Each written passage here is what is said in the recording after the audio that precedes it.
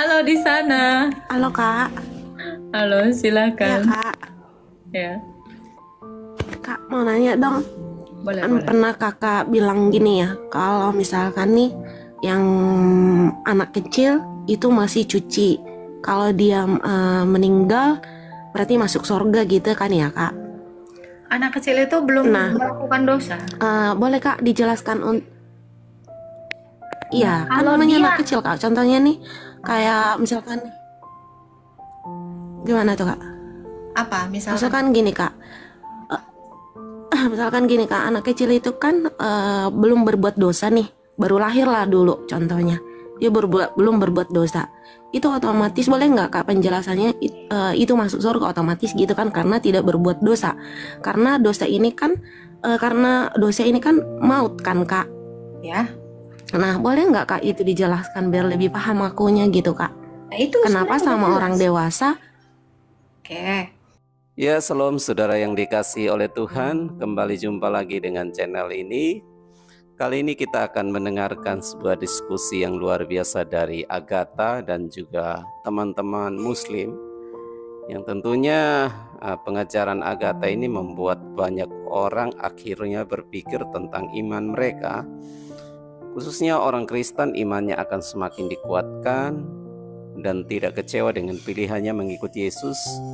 Juga para murtadin, ya, mereka akan semakin dahsyat iman mereka, tetapi juga membawa pemahaman yang baru bagi agama lain untuk belajar tentang agama Kristen. Karena selama ini banyak orang di luar sana memframing hal-hal yang berbeda dengan isi Alkitab, yang membuat tujuannya menjadi berbeda.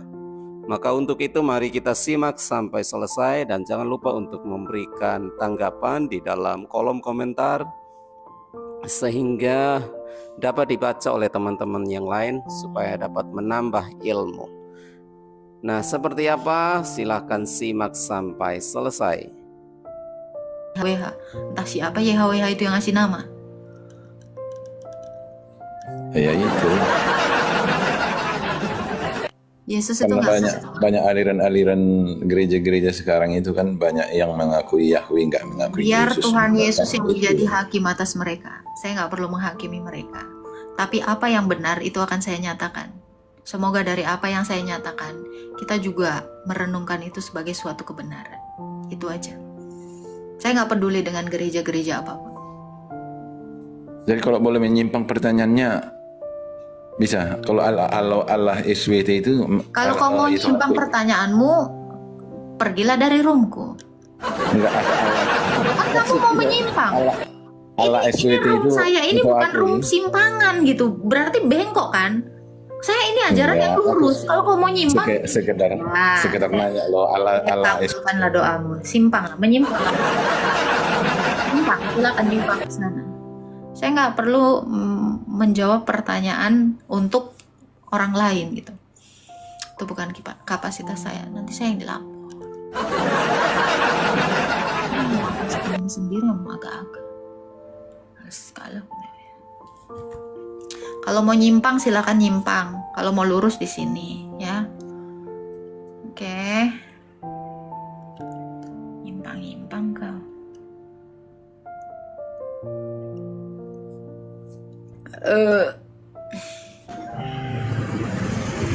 Halo. Halo? Nah, silakan enggak hamba. Kata kakak tadi itu Yahweh nggak ada dalam kitab, tapi dia keluaran ada.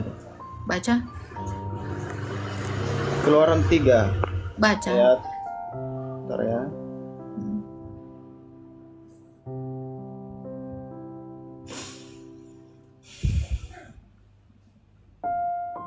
Baca.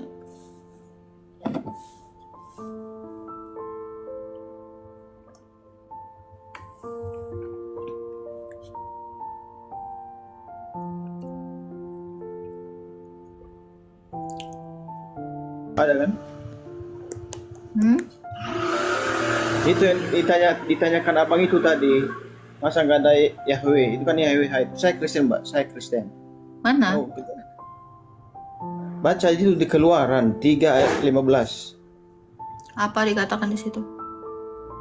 Barusan saya baca tadi. 1.200 orang nggak ada yang dengar suaramu. Pas baca tadi ya. Nggak ada. Oke, saya bacakan di sini ya. Ya baca aja. Inilah aliran Yahweisme. Maksud abang yang tadi Yahweh. Mungkin dia udah baca. Keluaran 3 ayat 15. Oke. Selanjutnya berfirmanlah Allah kepada Musa, beginilah kau katakan kepada orang Israel, Tuhan Allah nenek moyangmu, Allah Abraham, Allah Ishak, Allah Yakub telah mengutus aku. Di mana Yahweh-nya? Di mana Yahweh-nya? Ini kutunjukkan nah. Di mana Yahweh-nya, Bang? Nih. Selanjutnya berfirmanlah Allah. Nih. Mana Yahweh-nya? Mana bro?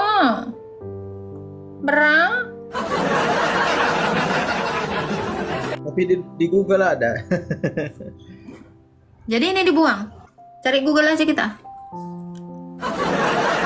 Kita buang. Berarti beda ya di Google dia kitab aslinya. Jadi ini dibuang. Cari Google aja. Buang. Berarti Google-nya bohong kah?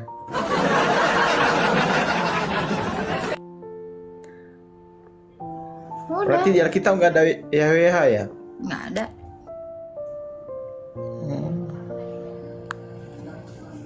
Udahlah, itu aja tadi. Oke. Udah aku buang.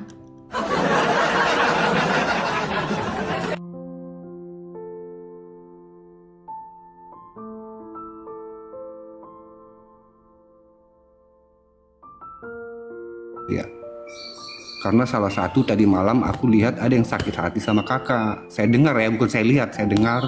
Loh ya nggak apa-apa. Yang sakit kan dia, bukan aku. Ya itu dia, masalah hidup itu dia. Jadi yang mau saya jelasin, dia sakit hati karena aliran gitu lah kak.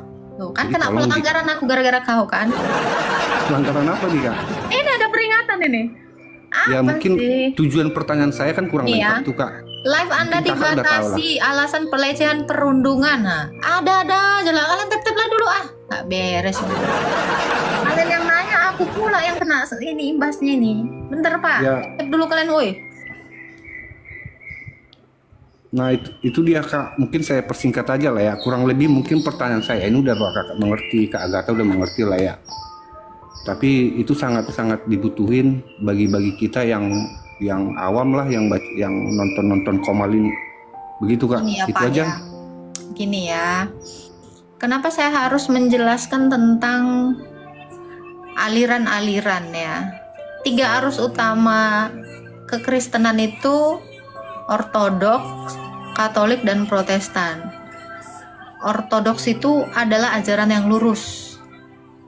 Katolik itu adalah gereja yang memisahkan diri dari gereja Ortodoks. Protestan itu adalah gereja yang memisahkan diri dari Katolik. Selesai sampai situ. Udah. Itu aja. 3 arus utama di kekristenan itu hanya itu, 3 itu. Ada lagi Pak yang mau ditanya? Yang lebih mendalam apakah nggak bisa ditambahin? Lebih mendalam. Penjelasannya kak. Iya. Tentang apa yang mau Anda tahu tentang hal-hal yang mendalam? Nanti aku disemprot sama orang Katolik nih Pak. Iya itu dia. Jadi perlu juga dijelasin karena di sini kan dari 1.300 orang ini yang menonton. Dia tidak memahami aliran itu yang ya seperti saya lah. Ya aliran saya gereja HKBP ya HKBP. Ya ada ketemu sama Katolik ya kita tahu hanya alirannya ya sama gitu. Kekristenan juga. Tapi Kalau kan di Anda dalam sudah tahu apologet ini kan alirannya sama, terus apa yang mau ditanyakan perbedaannya? ya di ini perdebatan di apologet ini gitu tadi kak. Saya nggak Jadi ngurusin terkadang- perdebatan. Ini yang pertama Bapak harus tahu. Saya nggak suka perdebatan dan saya nggak ngurusin perdebatan. Tapi kalau ada orang yang mendebat saya, maka orang itu akan mendebat Alkitab. akan mendebat para rasul. Karena yang saya nyatakan itu adalah ajarannya para rasul, ajaran yang tertulis di dalam Alkitab. Iya. Jadi tentang siapa yang mau melakukan perintah Tuhan, yang tidak mau melakukan perintah Tuhan, biar Tuhan Yesus yang menjadi hakimnya. Ortodoks itu orang Kristen, Katolik itu orang Kristen. Nggak tahu, kalau mereka nggak mau Kristen ya nggak apa-apa. Protestan itu orang Kristen, semuanya orang Kristen, pengikut Kristus. Kalau ada yang mau melakukan, ada yang tidak, ada yang mau merubah, ya itu urusan dia. Tapi saya sebagai ortodoks, saya mau melakukan apa yang diajarkan para rasul. Saya tidak mau berusaha merubah ajaran itu. Jadi kalau ada yang mau merubah ajaran itu, biar Tuhan yang menjadi hakim atas mereka. Itu. Kan kita sama-sama pakai Alkitab yang sama, udah kubuang pula tadi Alkitab. Orang Protestan pakai Alkitab yang saya pakai. Ntar salah satu Pokoknya dari pakai Alkitab 1200 ini nanti bisa dibuang lagi Alkitab. Kenapa? Jangan dibuang, ntar dari antara Ya, 1200 ntar Bapak pakai pada ini. dibuang lagi. Nih, Bapak pakai ini. Alkitab Deuterokanonika. Alkitab tok.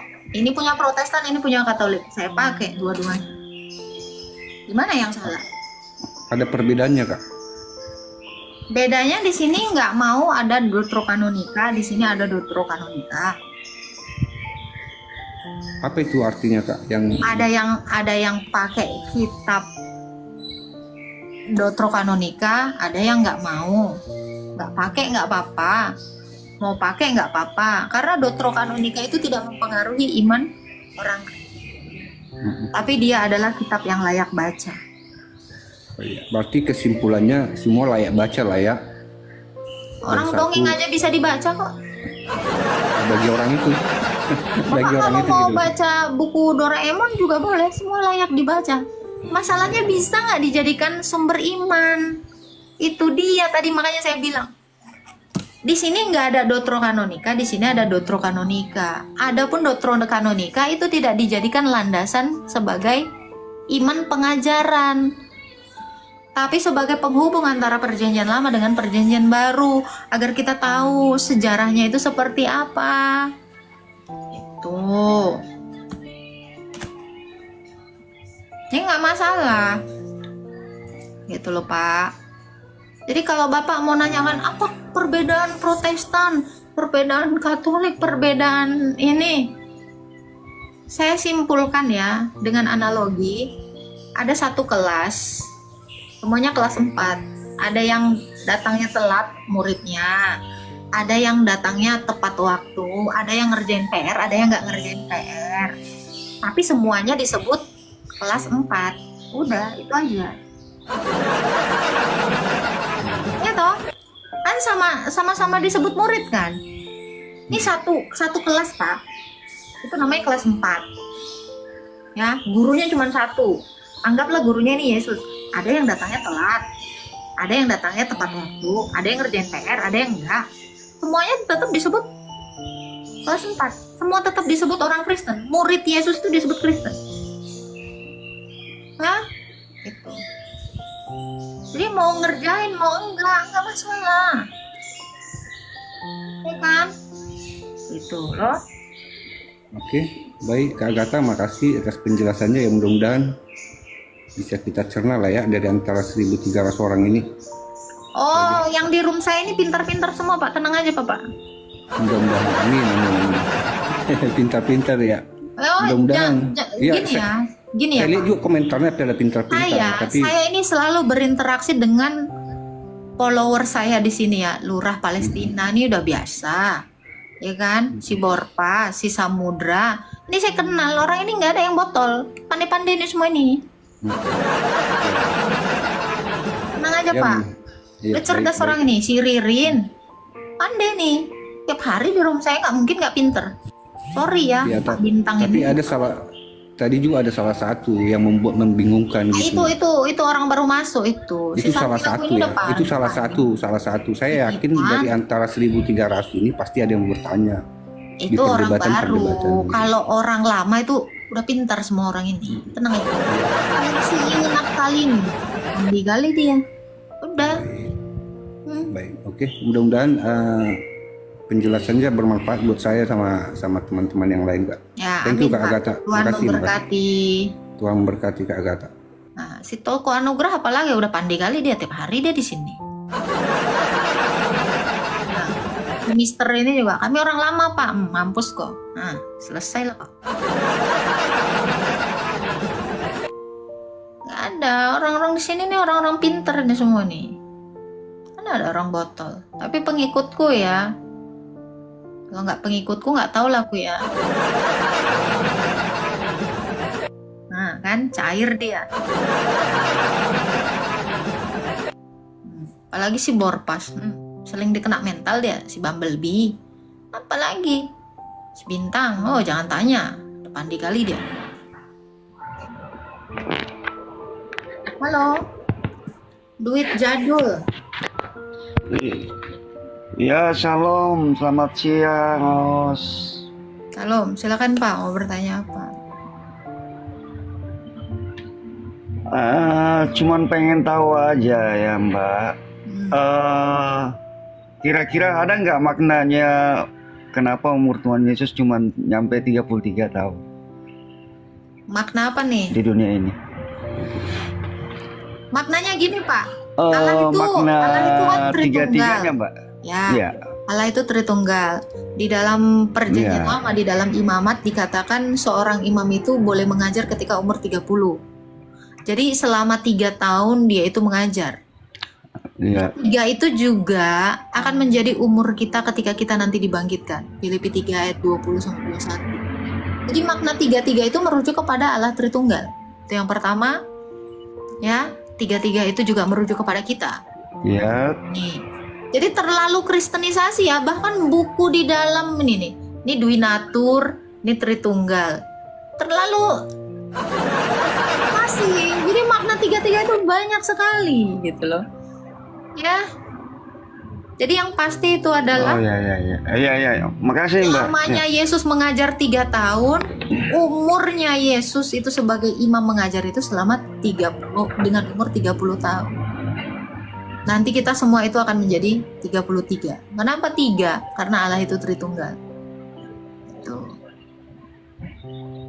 Ada lagi Pak Jadul. Cuman itu aja, Mbak. Makasih, izin turun. Ya, Tuhan berkati, selamat tahun baru ya Pak. Iya. Ya jangan lama-lama lah.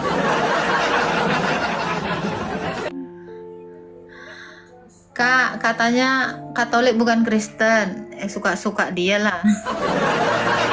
Kan orang, biarin lah. Ada kok teman-teman saya yang Katolik disebut Kristen. Tuh, kok Yohanes Kristen. BAB tuh Kristen. BAB itu ya bukan asu biasa ya. Si Blaise Migat loh ya. Saya Kak, tuh si Stevie aja Kristen. Itu ada yang typing loh, Elias Salom. Katanya Katolik bukan Kristen nih. Itu serah-serah dia lah. Dia mau ngaku kagak, serah dia. Nggak mau nggak masalah. Ya kan? Tuh, si Yohanes juga orang Kristen. Silakan Petrus Hipnotis. Oh, oke. Makasih ya, Kak. Ya, nama baptismu Petrus ya? Iya, Kak. Bagus.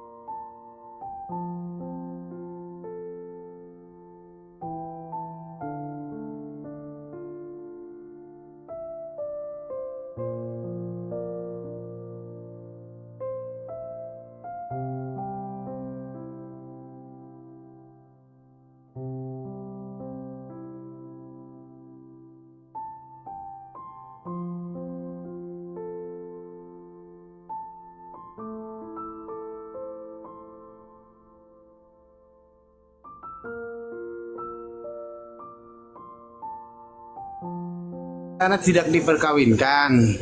Yang jadi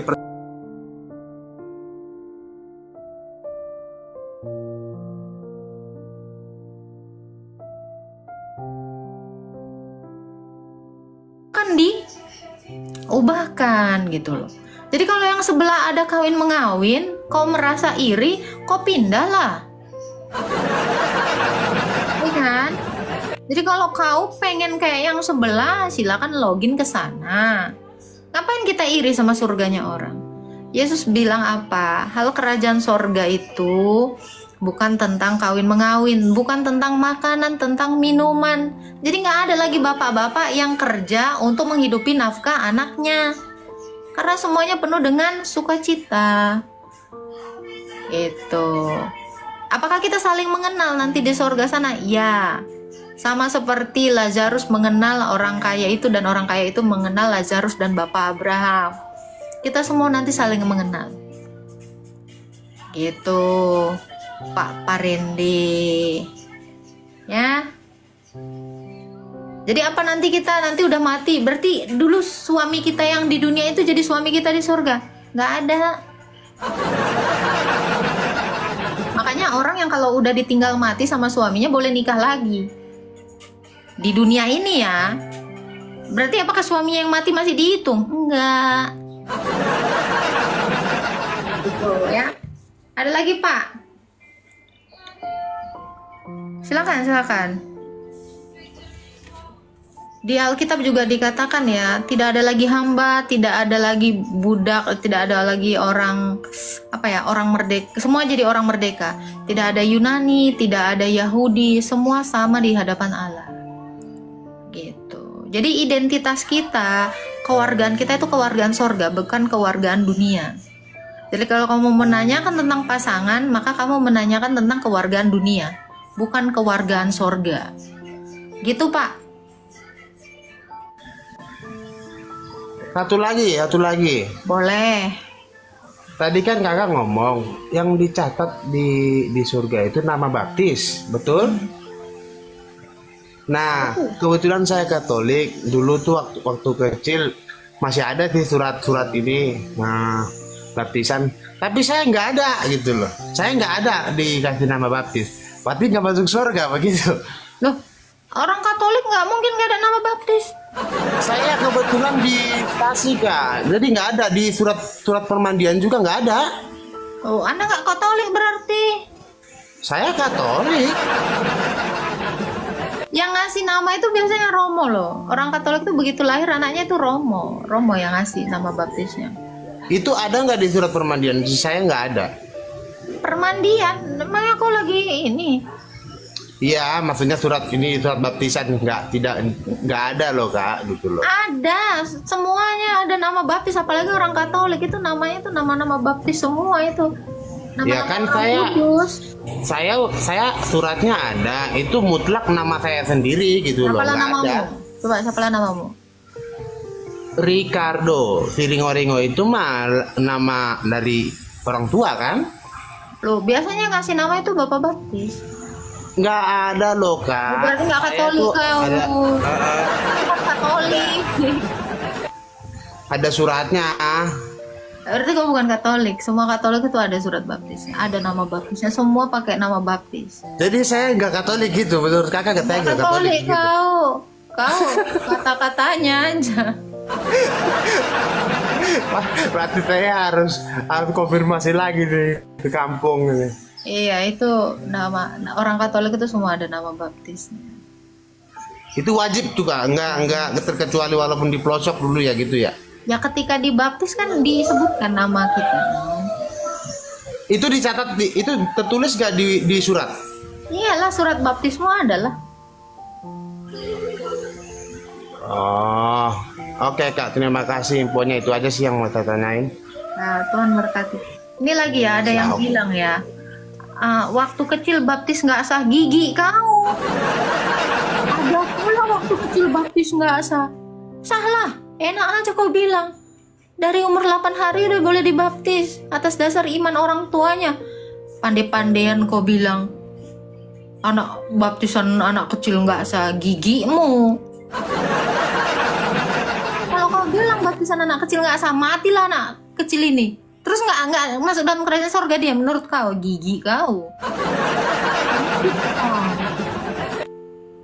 Itu tuh ada yang typing, nggak sah katanya. Agak-agak lain kau. Baptisan anak kecil dia salah. Dari umur 8 hari udah boleh dibaptis. Karena baptisan itu adalah penggenapan dari sunat. Sunat itu 8 hari.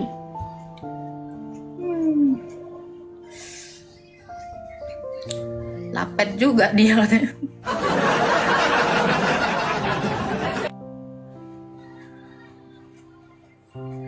Nah, si Ririn ini nih pandai kali deh. Yang nggak sah itu belum dibaptis tapi udah berapologet. Apalah maksud kau ini, Ririn? Jadi ngeri aku. Cemana ini? Rin. Saya cari masalah kok. Nanti aku juga yang kena. Belum dibaptis udah berapologet.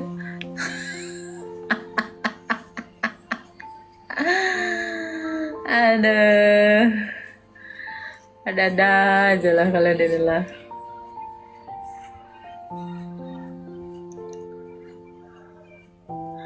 Salah kalimatku di mana coba? Nggak salah itu. Tapi terlalu menohok. Halo di sana. Halo Kak. Halo, silakan. Ya Kak. Ya. Kak mau nanya dong.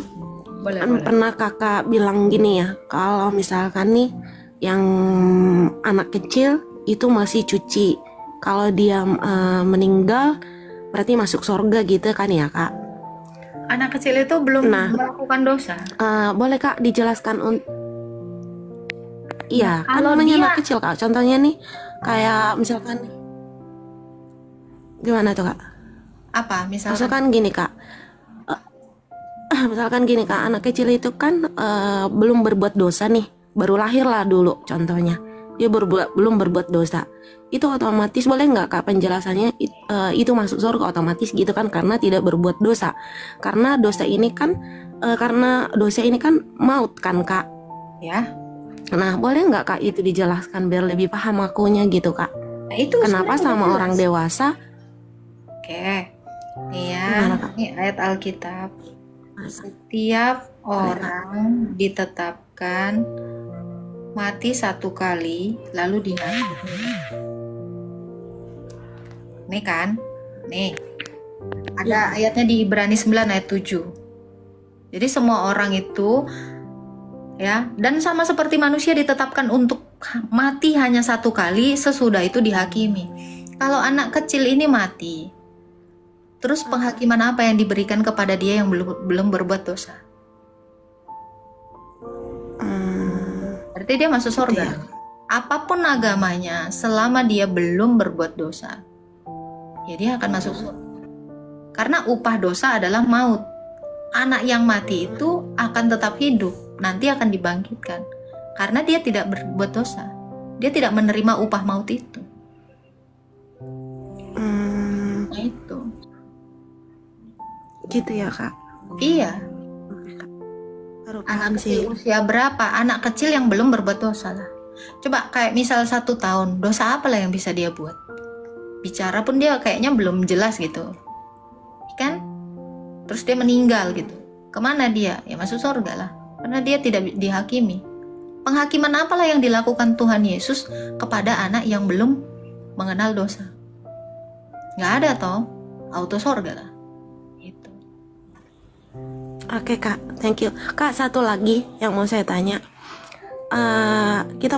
Saya punya teman gitu kan ya. Tapi saking kesalnya, saya gini, sumpah saya nggak mau lagi berbuat. Maksudnya gini, saya nggak mau lagi minta tolong sama dia gitu. Kita salah nggak Kak seperti itu? Salahnya gimana nih maksudnya? Jadi gini, kita bersumpah pada diri kita sendiri gini, saya nggak mau lagi, sumpah aku nggak mau lagi minta tolong sama dia gitu. Berjanji sama diri kita sendiri supaya kita tidak mau ngasih tahu sama dia, berbuat artinya gini, minta tolong sama dia atau memberitahukan kalau kita tidak baik-baik atau apa gitu. Itu salah nggak Kak? Kan Tuhan Yesus tidak pernah menyuruh kita bersumpah, betul nggak? Oh gitu ya. Berarti saya tarik dong omongan aku gitu ya kak. Ya sebenarnya nggak kamu tarik ya, tapi ya kamu tidak boleh melakukannya gitu. Terus apa dong yang saya harus lakukan? Yang harus kamu lakukan adalah minta ampun kepada Tuhan karena saya pernah bersumpah gitu, dan sumpah saya itu tidak benar gitu. Gitu. Sekalipun kamu berjanji dalam dirimu, kan kamu bilang janji nggak akan minta tolong dia ya. Walaupun demikian ya tidak apa-apa kalau kamu tidak minta tolong kepadanya. Tetapi apakah manfaat dari kamu bersumpah tidak akan minta tolong gitu? Minta tolong ataupun tidak kan gak ngefek sama dia. Tetapi itu yang menjadi bebanmu. Kenapa? Karena ketika kamu berusaha untuk menghadapi suatu masalah dan sebenarnya kamu butuh bantuan, kamu yang kesusahan akibat sumpahmu sendiri. Jadi sumpah itu sebenarnya membuat kamu menderita. Gak ngefek sama orang lain, tetapi untuk dirimu sendiri. Jadi gimana kak caranya? Ya kamu minta ampun sama Tuhan. Minta maaf kepada Tuhan, saya telah salah dengan saya bersumpah, sementara Tuhan tidak mengajarkan kita untuk bersumpah gitu. Tapi Tuhan memaafkan saya kan kak? Iya dong, apa yang tidak bisa dimaafkan Tuhan? Tuhan itu hanya tidak bisa memaafkan kalau orang itu murtad. Penghujatan Roh Kudus itu yang tidak bisa diampuni. Sumpahmu itu tetap bisa diampuni asal kamu itu bertobat. Oke kak, terima kasih kak atas pencerahannya. Terima kasih kak. Ya, nah itu benar yang Kak Ipin di bawah. Sumpah itu mengikat dirimu sendiri, yang ngerugiin dirimu sendiri, nggak ngefek sama orang lain. Oh iya betul sih kak. Oke. Terima kasih kak. Tuhan memberkati ya kak. Amin. Oke. Kalau kecil dipaksa 6 tahun berdosa aku nggak tahu ya kalau tentang bocil 6 tahun ya. Soalnya bocil sekarang 6 tahun juga udah banyak yang bohong.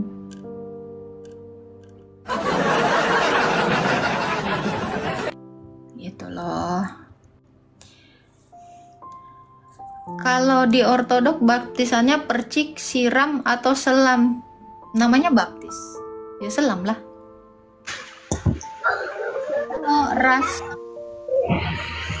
Shalom kak. Salam. Shalom, selamat sore kak. Ya. Boleh bertanya dikit kak? Boleh. Iya. Ini apa perbedaan baptisan masih kecil dengan baptis yang diajarkan Tuhan Yesus? Baptisan masih kecil dengan apa yang diajarkan sama Yesus? Baptisan anak kecil itu ya baptisan yang diajarkan Yesus lah. Kan yang diajarkan Yesus baptis selam kan kak? Kalau baptisan masih kecil kan masih percikan. Benar. Arti baptis itu sendiri selam bang. Iya, kan ada baptisan percik. Mana ada? Baptisan selam. Siapa yang bilang? Kan ada selaman percik. Coba gimana itu bahasanya itu? Kalau selaman percik. Gini bang, gini. Terjemahin ya, baptis itu artinya selam. Kan ada kak selaman percik. Kemana diselam di percik? Ya kan ada yang gini kak, ada yang baptis percik, ada yang baptis selam. Ada baptis percik, namanya baptis artinya selam. Oh ya, oke kak. Maksudnya kan ada yang bertanya gitu. Ada baptis percik masih kecil kan? Berarti gini bang, kak waktu kecil aku dipercik kak, aku nggak diselam gitu. Gini kak, kan karena percik itu bukan artinya selam. Karena gini kak, ada perbedaan di antara orang karismatik dengan orang Protestan. Kalau orang Protestan kita bilang baptis, kalau di karismatik kita bilang baptis selam. Kalau di Protestan mereka sering bilang baptisnya percik. Ya, karena dan baptis mereka tidak mau selam. Ya, mereka nggak mau dibaptis selam karena Gini, mereka bilang bang. Terjemahkan dulu deh arti baptis. Baptis itu artinya selam. Oh. Jadi perintah Yesus itu selamkanlah mereka dalam nama Bapa, Anak, dan Roh Kudus. Yesus itu ngajarin diselamkan, bukan dipercik. Oh iya kak. Perciklah mereka dalam nama Bapa, Anak, dan Roh Kudus. Mana ada? Berarti kalau percik itu bukan baptis ya? Percik itu rantis, bukan baptis. Oke Kak, siap. Oke, makasih banyak Kak. Sama-sama. Sama-sama. Salam Kak. Salam. Jadi diterjemahin aja. Berarti harus diselam 3 kali ya? Iya dong. Selamkanlah mereka dalam nama Bapa, Anak, dan Roh Kudus. Di dalam kitab Didaki juga. Ya, di dalam hukum kanon. Kalau ada yang hanya mencelupkan 1 kali, digulingkan orang itu. Kenapa? Karena dia membaptis hanya dalam kematian Yesus, nggak bangkit-bangkit.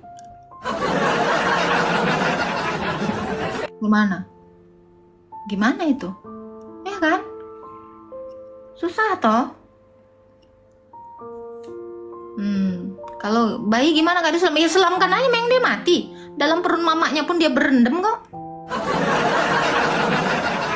Kalian kenapa khawatir dengan bayi yang diselamkan selama 3 detik loh?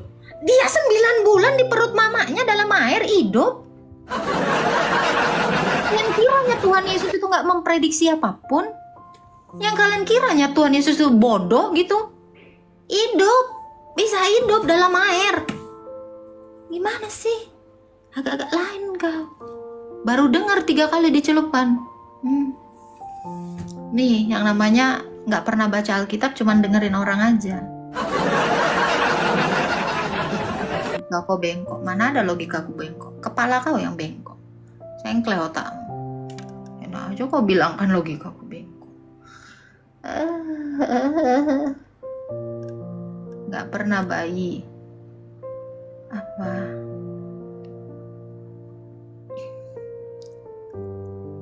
Menyelam sambil minum susu.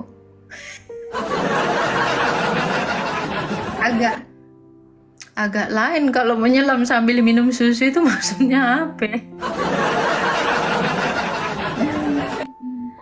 Aduh, lain lah kalian ini. Halo Saat. Salam Kak. Salam. Ini mau lanjut nanya yang barusan turun tadi soal baptis percik sama baptis selam itu. Gimana selam percik? Bukan selam. Terjemahin dulu. Baptis itu diterjemahin Kak? Kan terjemahan baptis itu kan selam. Kak, gimana Kak? Perbedaan selam dengan selam percik? Aku pun bingung loh. Nih aku orangnya tuh mikir kata. Gak gini, kan kita kalau di Gemit itu kan baptis itu percik. Gak ada baptis selam. Itu artinya selam loh Bang. Terus kalau yang dipercik itu bukan baptis. Rantis. Itu bahasa Yunaninya percik itu rantis. Itu ada di dalam Alkitab. Tapi percik juga kan pakai Tritunggal. Loh, Alkitab saya juga pakai Tritunggal, apa Alkitab saya dibaptis? Terus kalau dipercik itu bukan baptis. Hah? Yang dipercik itu bukan baptis. Rantis. Jadi itu bukan baptis. Bukan rantis. Jadi salah begitu. Ya memang bukan itu yang diajarkan Yesus. Begitu. Iya, Yesus nggak ada ngajarkan rantislah mereka, baptislah mereka kata Yesus. Bukan tapi disuruh kan rantis. Dipercik juga dengan Tritunggal juga. Ini juga pakai Tritunggal. Saya juga kalau sembahyang pakai Tritunggal. Enggak, saya enggak permasalahkan yang di kakak. Ini saya tanya soal yang yang di Gemit ini kan. Kan dipercik juga pakai Tritunggal. Apakah itu Tritunggal enggak berfungsi buat itu percik itu? Saya waktu eksorsim ya, perminyakan itu juga dipercikin dengan air suci itu 3 kali. Itu lagi mengusir setan. Kalau di Gemit itu kan Tritunggal itu ada dalam setiap aspek Bang. Di baptis itu kan percik pakai air. Di baptis itu bukan dipercik. Di selam itu dipercik pakai air. Gimana itu caranya Bang? Tapi kan istilahnya di sana kan dibilang dibaptis. Itu bukan baptisan. Yesus nggak bilang rantis itu baptisan. Berarti yang Tritunggal itu salah juga. Tritunggal nggak pernah disalahkan. Yang kau tanyakan kan baptisannya, bukan Tritunggalnya. Kan kau pengen nempel-nempelkan Tritunggal dalam segala hal. Terus kau salahkan Tritunggalnya, kan gila kau. Udah saya bilang, saya aja sembahyang pakai Tritunggal. Bukan Apakah masalah sembahyang itunya. adalah baptis? Kalau itu nggak dibenarkan berarti percuma dong pakai Tritunggal. Kok percuma? Apa hubungannya? Gak ada hubungannya, Bang. Cara Jadi membaptismu yang menurut kakak salah, itu salah. terus kau salah kan Tritunggalnya kan kau nggak nyambung. Ibarat Jadi kata, menurut Bang, kakak itu salah. abang makan, terus abang sakit perut, yang abang salah kan piringnya, kan goblok. Jadi itu Iya toh? di mata kakak itu salah begitu. Bukan saya, Yesus nggak ngajarin, kok saya pula yang nyatain salah. Terus mau. Yesus nggak pernah bilang rantislah mereka. Yesus bilang baptislah mereka. Yang bilang salah ya bukan saya. Saya cuma ngasih tahu yang dibilang Yesus. Oke, cukup itu informasinya. Ya, gitu. Jadi kalau masalah Tritunggal yang kamu bilang, berarti Tritunggalnya salah. Kok apa hubungannya dengan Tritunggal? Nggak ada hubungannya. Gitu loh. Di Katolik nggak ada kolam baptis. Segitu banyak uangnya bisa membangun patung, kenapa nggak bangun kolam baptis?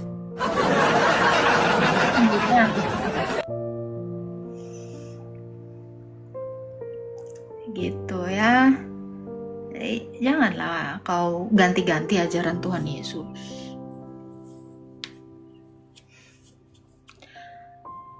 Baptis artinya selam ya. Halo Toko. Halo Kak Umul. Halo. Ini temennya Toko Anugrah. Kita lagi nonton bareng karena mau belajar dari Kak Umul. Wih, nobar nggak tuh? Silakan, apa yang mau ditanya? Mau nanya ini Kak Umul. Ini masih nyambung dengan 2 pertanyaan sebelumnya tentang baptis.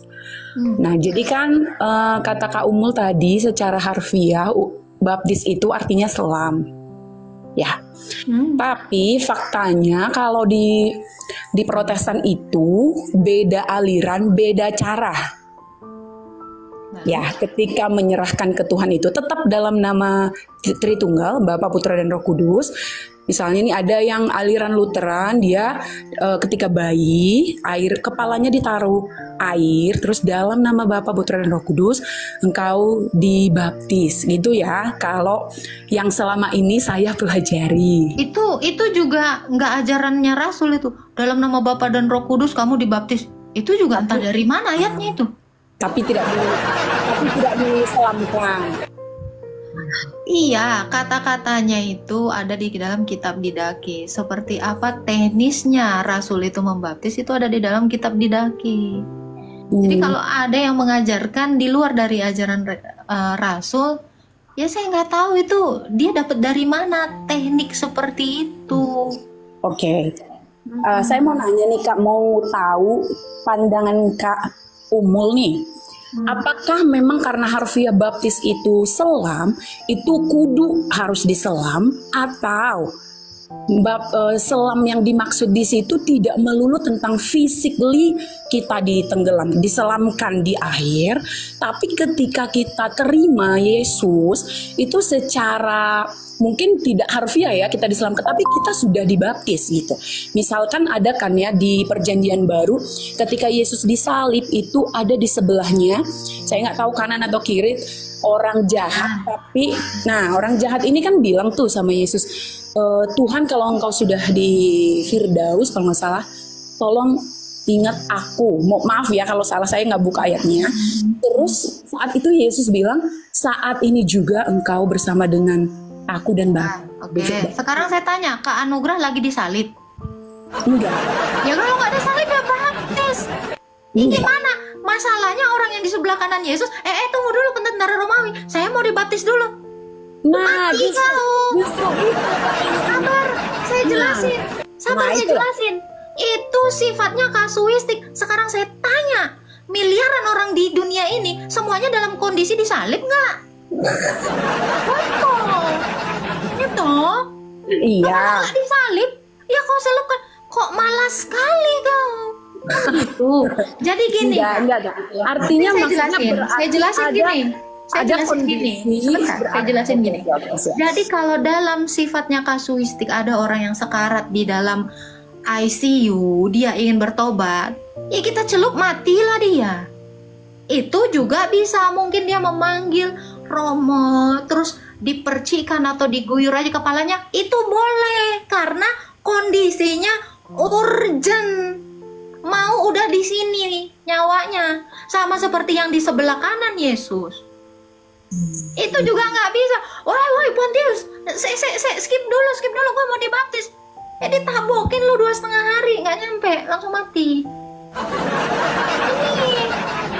Jadi apakah kondisi kita lagi di tiang salib nih? Kan tidak. Itu pengecualian hanya dalam kondisi tertentu. Demikian juga orang yang di ICU, demikian orang yang di padang gurun sana yang nggak punya air, yang untuk nenggak aja dia nggak ada. Boleh. Pakai pasir pun nggak boleh kayaknya. Itu dia. Makanya di dalam kitab Didache dikatakan, jikalau ada air mengalir, bahkan kita ini disuruh perintahnya itu di air yang mengalir. Kalau tidak ada boleh di dalam kolam. Kalau tidak ada air hangat boleh, air dingin nggak ada, air hangat boleh. Kalau kau udah mau mati sekarat boleh dipercik. Itu jadi yang utama, tetap yang utama, yang sifatnya kasuistik atau yang namanya apa ya, pengecualian itu boleh. Sekarang kita kondisinya lagi sekarat, lagi disalib semua emangnya. Ya toh? Betul. Nah itu makanya dibaca dong, kalian search ya, kitab Didache itu seperti apa. Jadi itu gitu. Jadi kalau kita pun dalam kondisi sehat, air banyak, malas-malasan kau, apa bedanya dengan Yesus ketika mengatakan gini, Bapak janganlah aku disalib Bapak, aku lagi malas, nih lagi mager, udahlah langsung mati aja. Yesus nggak komplain loh. Yesus nggak pernah komplain. Waktu dia mau dilemparin orang, Bapak tunggu Bapak, aku lagi mager nih, aku lagi mules nih perutku. Bagian nanti aku dilemparin, di skip aja ya. Yesus nggak pernah. Semua dia genapi, semua dia lakukan, dia taati semua hukum Taurat itu. Demikian kita, nggak boleh di skip. Jadi ibaratnya gini ya Kak ya, kita tahu makanan 4 sehat 5 sempurna. Ya, terus jajan ini boleh. Apakah kita jadikan jajan ini sebagai makanan utama kita? Nggak toh. Tetap yang utama, itulah yang paling penting. Demikian baptisan itu, definisinya adalah selamkan. Jadi kalau tidak ada air bagimu atau kondisimu tidak sehat, nggak boleh kau hanya diguyur aja, diseka aja, dipercik aja, boleh. Kalau kondisinya, nah itu sekarat, lagi mau sakaratul maut, sehat kau kok lagi mintanya dipercik, letoy. Nggak boleh gitu. Jadi memang banyak Kak pertanyaan ini. Tuh yang di samping Yesus semuanya lagi dalam kondisi disalib berarti ya orang Kristen ya. Jadi Kak, kalau kondisinya nih, kan ada banyak nih orang yang Lutheran ya, HKB, gereja-gereja tradisional itu kan anak dibaptis itu ketika bayi. Nah boleh. Itu bisa dibilang dari umur 8 hari. Nah, dari umur 8 hari udah boleh dibaptis. Tapi caranya itu dipercik. Kak, harus diselam. Kalau anaknya misalnya epilepsi ya boleh. Anaknya lagi nggak sehat kan nggak usah dibaptis. Kan dalam kondisi yang sehat. Boleh. Ini atas dasar iman orang tuanya dia boleh dibaptis dan itu sah. Karena iman orang tuanya menyelamatkan anak ini. Gitu loh. Ya, kalau misalnya nunggu dewasa terus meninggal lah dia waktu umur 2 tahun. Nah, salah orang tuanya kan nggak dibaptis. Karena dalam Alkitab juga iman orang tuanya, iman teman-temannya itu bisa menyelamatkan dia gitu. Karena kondisi ketidaktahuan, ketidakmampuan otak mereka. Jadi keselamatan itu sifatnya nggak pribadi lepas pribadi. Keselamatan itu sifatnya universal. Gitu. Kayak orang keterbelakangan mental. Ada kan anak yang dilahirkan yang dia agak kurang gitu kan. Ya keterbelakangan mental gitu kan. Terus gimana caranya? Dia nggak ngerti apapun. Iman ibunya menyelamatkan dia sehingga dia dibaptis dan dia diselamatkan. Terus gimana dengan orang gila? Itu semuanya juga diselamatkan karena iman keluarganya. Sama seperti di dalam Alkitab. Karena iman teman-temannya orang lumpuh itu selamat. Pernah baca ini? di Alkitab? Pernah. Ini iman temannya loh, bukan orang lumpuh itu loh. Orang lumpuh itu nggak beriman di situ. Tapi karena teman-temannya beriman, menginginkan dia selamat, orang lumpuh itu selamat. Itu jadi untuk orang-orang yang mengatakan Yesus itu adalah penyelamat pribadiku, siapa kau? Tuhan itu jadi ini servis pribadimu, hey, kok gitu konteksnya? Kan seperti itu. Oke, Kak Umul. Jadi masih ya, berarti dari POV-nya Kak Umul itu baptis itu kudu selam di air. Baptis itu artinya itu bukan dari saya, itu Alkitab yang bilang, itu Rasul yang ngajar, itu Yesus sendiri yang ngomong. Oke, siap. Berarti kalau nih misalnya nih ada anak, karena bisa termasuk kasuistik gak pengecualian karena dia lahir dalam keluarga yang percaya ketika bayi dipercik itu sudah dikategorikan baptis, walaupun caranya bukan selam tapi dipercik, dan dia merasa ya aku sudah dibaptis walaupun tadi caranya bukan selam, tapi di dalam hatinya, di dalam imannya dia tahu dia sudah percaya, dia sudah dibaptis dalam nama Bapa, Putra dan Roh Kudus. Orang tuanya yang goblok. Orang tuanya yang tolol. Orang tuanya udah dewasa, udah bisa ngewe, bisa bikin anak, kok dia nggak ngerti firman Tuhan. Goblok. Gitu. Ya orang tuanya lah. Karena iman orang tuanya lah. Orang tuanya imannya cuma segini, terus dia ngebaptis. Dia yang menjerumuskan anaknya juga. Salahin orang tuanya. Ya toh. Loh, kita nggak bisa nyalakan anaknya loh. Orang tuanya ini udah dewasa, udah bisa ngewe. Kok dia nggak ngerti firman Tuhan? Ngapain aja kok hidup kau? Ngewe kok 24 jam? Firman Tuhan kok nggak ngerti? Oke Kak, oke siap. Tuhan Yesus ngomong apa nanti?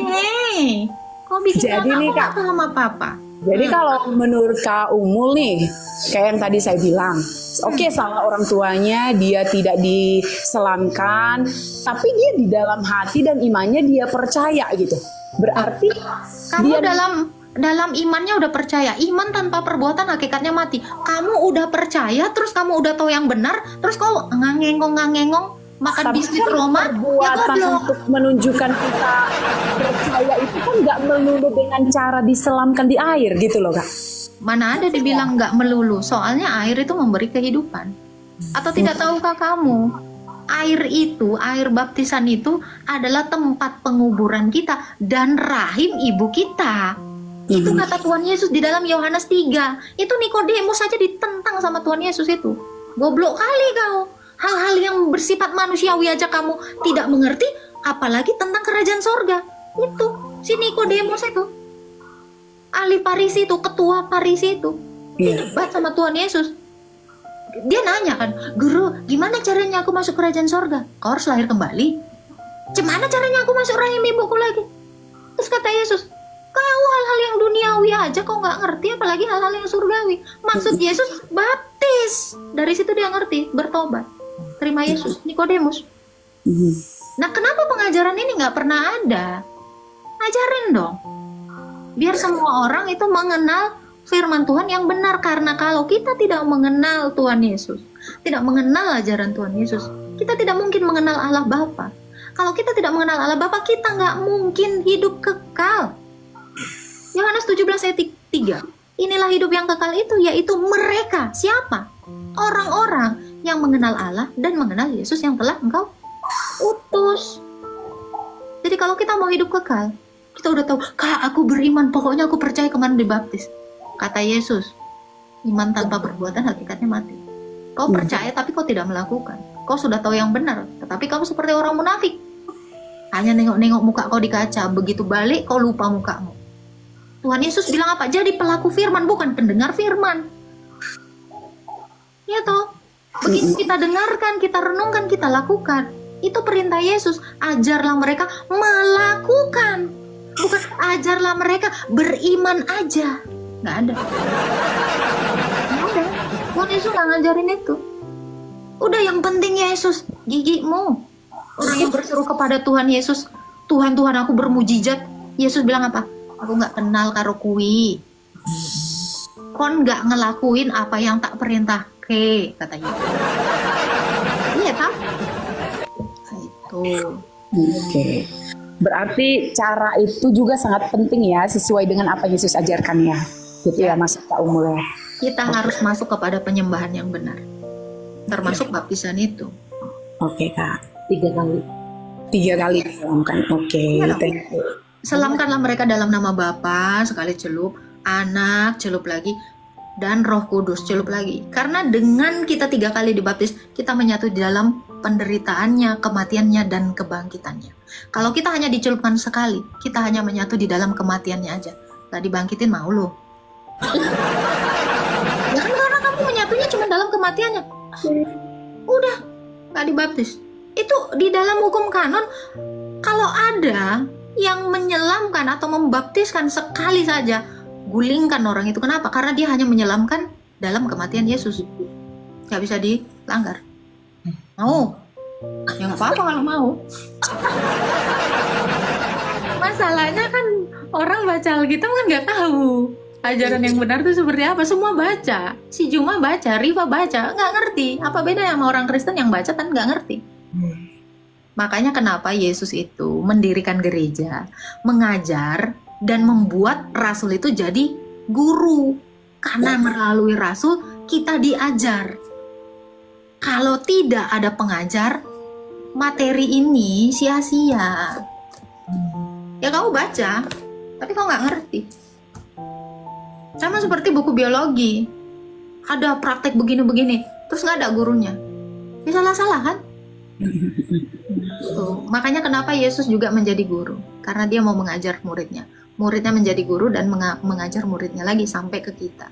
Kan perintah Yesus, coba Kak baca Matius 28 ayat 19. Jadikanlah semua bangsa murid tuh. Murid, berarti kita harus dimuridkan supaya kita mengerti.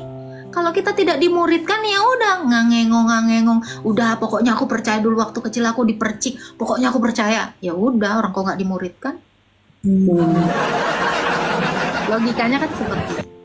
Berarti Kak, semua nih ada juga tuh komen saya baca yang gereja Katolik, gereja Lutheran, HKBP, GKPI, Gemit yang katanya mengajarkan ya Kak. Jadi nggak melulu serta salah orang tua sih, karena gereja mengajarkan anaknya dibaptis seperti itu caranya dipercik. Itu semua tidak biblikal dong berarti ya? Ya tidak ada yang tertulis karena teknik baptisan itu juga nggak tertulis di sini. Itu hanya ada di dalam kitab Didake. Itu adalah tulisan para rasul. Makanya yang tadi saya bacakan ya, itu Didake butir yang ke-7. Ya, jadi cara membaptis itu seperti itu ya. Harus di air yang mengalir. Kalau tidak ada, boleh di air kolam. Kalau tidak ada air kolam, ya boleh air hangat. Tidak ada dan tidak sehat, boleh dipercik. Nah ini teknis-teknis seperti ini nggak ada di sini. Itu hanya dalam kitab Didake. Baca 2 Tesalonika 2 ayat 15. Berpegang teguhlah kamu pada ajaran yang kamu terima, baik secara lisan maupun tertulis. Nah ini ajaran-ajaran lisan ini itu nggak semuanya di dalam sini. Karena itu ada di ajaran yang lain. Contoh, kayak bagaimana kita berliturgi. Ada nggak di sini? Tidak ada. Nggak ada. Itu adalah ajaran lisan. Karena itu apa? Kita lakukan langsung, tidak tercatat. Ini yang namanya paradosis atau tradisi. Tradisi itu artinya turun-temurun, bukan kebudayaan ya Bambang. Ini seperti itu Kak. Oke Kak. Nah, sementara di gereja Katolik dan Lutheran yang tadi saya bilang, kita pure hanya memakai Alkitab Perjanjian Lama, Perjanjian Baru tanpa tadi yang Kakak bilang kitab Didake. Ya. Jadi Didake Kak, bukan Didaki. Di kedakiku nanti di sini Didakiku itu banyak. Maaf salah ya, maaf. Gak apa-apa. Soalnya baru dengar juga ini Kak. Ternyata ada kitab lain yang perlu dipelajari juga berarti ya. Ada dong, ada Holorogion, ada Trisagion. Nah itu banyak. Oke. Sementara kan Alkitab yang kita selama ini bertahun-tahun dipelajari, dipakai di gereja tidak mengajarkan apa yang tadi dituliskan di Didake ya. Apa sih Kak tadi namanya? Kitab Didake. Jadi gimana nih menurut Kak Kak Umul nih, semua gereja Katolik, Lutheran Katolik itu pakai kitab Didache loh. Oh ya udah, berarti tapi pakai Didache tapi tidak disalamkan. Nah gitu itu tadi saya bilang, jadi ada satu kelas, itu namanya murid kelas 4, ada yang mengerjakan tugas, ada yang nggak bikin tugas. Ya saya nggak mau nyalain orang. Loh kalau saya pribadi sebagai ortodoks ya saya lakukan tugas gitu. Masalahnya ada yang nggak bikin tugas, terus ada yang bikin tugas tapi dilainkan tugasnya, diselewengin, itu urusan dia lah. Diganti-ganti, diubah-ubah tugasnya, yaitu biar Tuhan Yesus lah yang menghakiminya, nggak aku pula kan gitu. Kan guru nanti yang ini. Guru kita adalah Yesus toh. Iya. Nah itu. Jadi kalau ada yang membelok-belokkan, terus dia bilang ada yang datang telat nih kan, sama yang suka membelokkan ini, hey katanya gini tugasnya. Terus si yang telat datang ini, maaf ya Protestan ya. Iya kita dengerin ya, diikutin. Ya udah. Makanya tanya gurunya, balik lagi lah ke ajaran Rasul kalau mau tahu rule yang benar. Gitu. Oke Kak, kalau begitu satu lagi nih yang terakhir ya Kak, nggak apa-apa ya? Boleh. Kenapa si kitab Didache ini nggak masuk aja gitu ke Alkitab? Jadi kita kalau memang cara tadi itu sangat penting gitu ya. Kenapa ini kan isi Perjanjian Lama dan Perjanjian Baru ini kan isinya adalah kesaksian para nabi dan para rasul tentang Yesus, tentang Mesias. Ya udah. Jadi di Alkitab juga di Yohanes berapa yang dikatakannya, kalau semua aku tuliskan tampaknya nggak cukup dunia ini untuk menuliskannya itu. Makanya kita itu harus berpegang juga ajaran di sana. Dan Kak Toko Anugrah yang harus kakak tahu adalah sejak semula ajaran kekristenan ini nggak ada perjanjian baru. Rasul itu pakai perjanjian lama, nggak ada. Tetapi karena makin hari Rasul ini ya banyak yang meninggal gitu, akhirnya apa? Dicatatkan itu semua ajaran itu, disalin, dikirimkan. Nah ini kan kayak surat Rasul Paulus itu kan ajaran Rasul Paulus yang disalin, dikirimkan kepada gereja di Roma, dikirimkan kepada gereja di Korintus. Itu kan surat Rasul Paulus kepada jemaat, itu gereja maksudnya, kepada gereja di di mana? Di Antioquia, di mana? Di Tesalonika. Nah itu. Jadi sejak semula mereka itu mengajar dengan apa? Kitab Perjanjian Lama. Yesus ngajar pakai apa? Kitab Perjanjian Lama. Sejak semula memang ajaran orang Kristen itu ajaran lisan.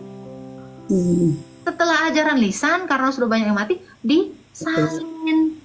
Itu terus disalin. Setiap gereja itu menyalin ajaran yang sama. Jadi kalau ada ajaran, misalnya kan gereja ini kan berkembang di seluruh dunia kan.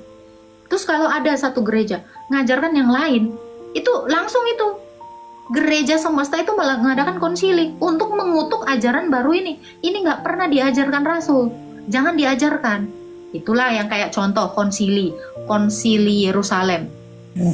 Itu konsili yang pertama kali, ya. Di situ ada Nasrani, ada bidat Nasrani. Nah gereja mengutuk itu bukan bagian dari Kristen. Itu seperti penyakit sampar, karena dia mengajarkan yang lain. Ada lagi ajaran Marsion, dia mengajarkan hal-hal yang bersifat Yahudi dibuang. Ini dikutuk juga oleh gereja, gak boleh. Justru karena ada bidat Marsion, makanya gereja mengkanon ini. Makanya ini jadi ada kanon Kitab Perjanjian Lama dan Perjanjian Baru. Karena apa? Karena ada bidat Marsion yang dia ajarannya Rasul itu dipilah-pilah. Oh, yang bersifat Yahudi saya nggak mau pakai. Sunat-sunat saya nggak mau pakai. Pokoknya yang bau-bau Yahudi saya nggak mau pakai. Nggak boleh sama gereja. Gereja menentang itu karena gereja ini bekerja berdasarkan keputusan Roh Kudus. Makanya diadakan konsili Kartago, sehingga ini di kanon itu adalah diteguhkan kembali ajaran itu sesuai dengan tolok ukur para rasul. Apa yang diajarkan Rasul. Jadi semua yang di luar dari ajaran Rasul itu nggak masuk dalam kanon.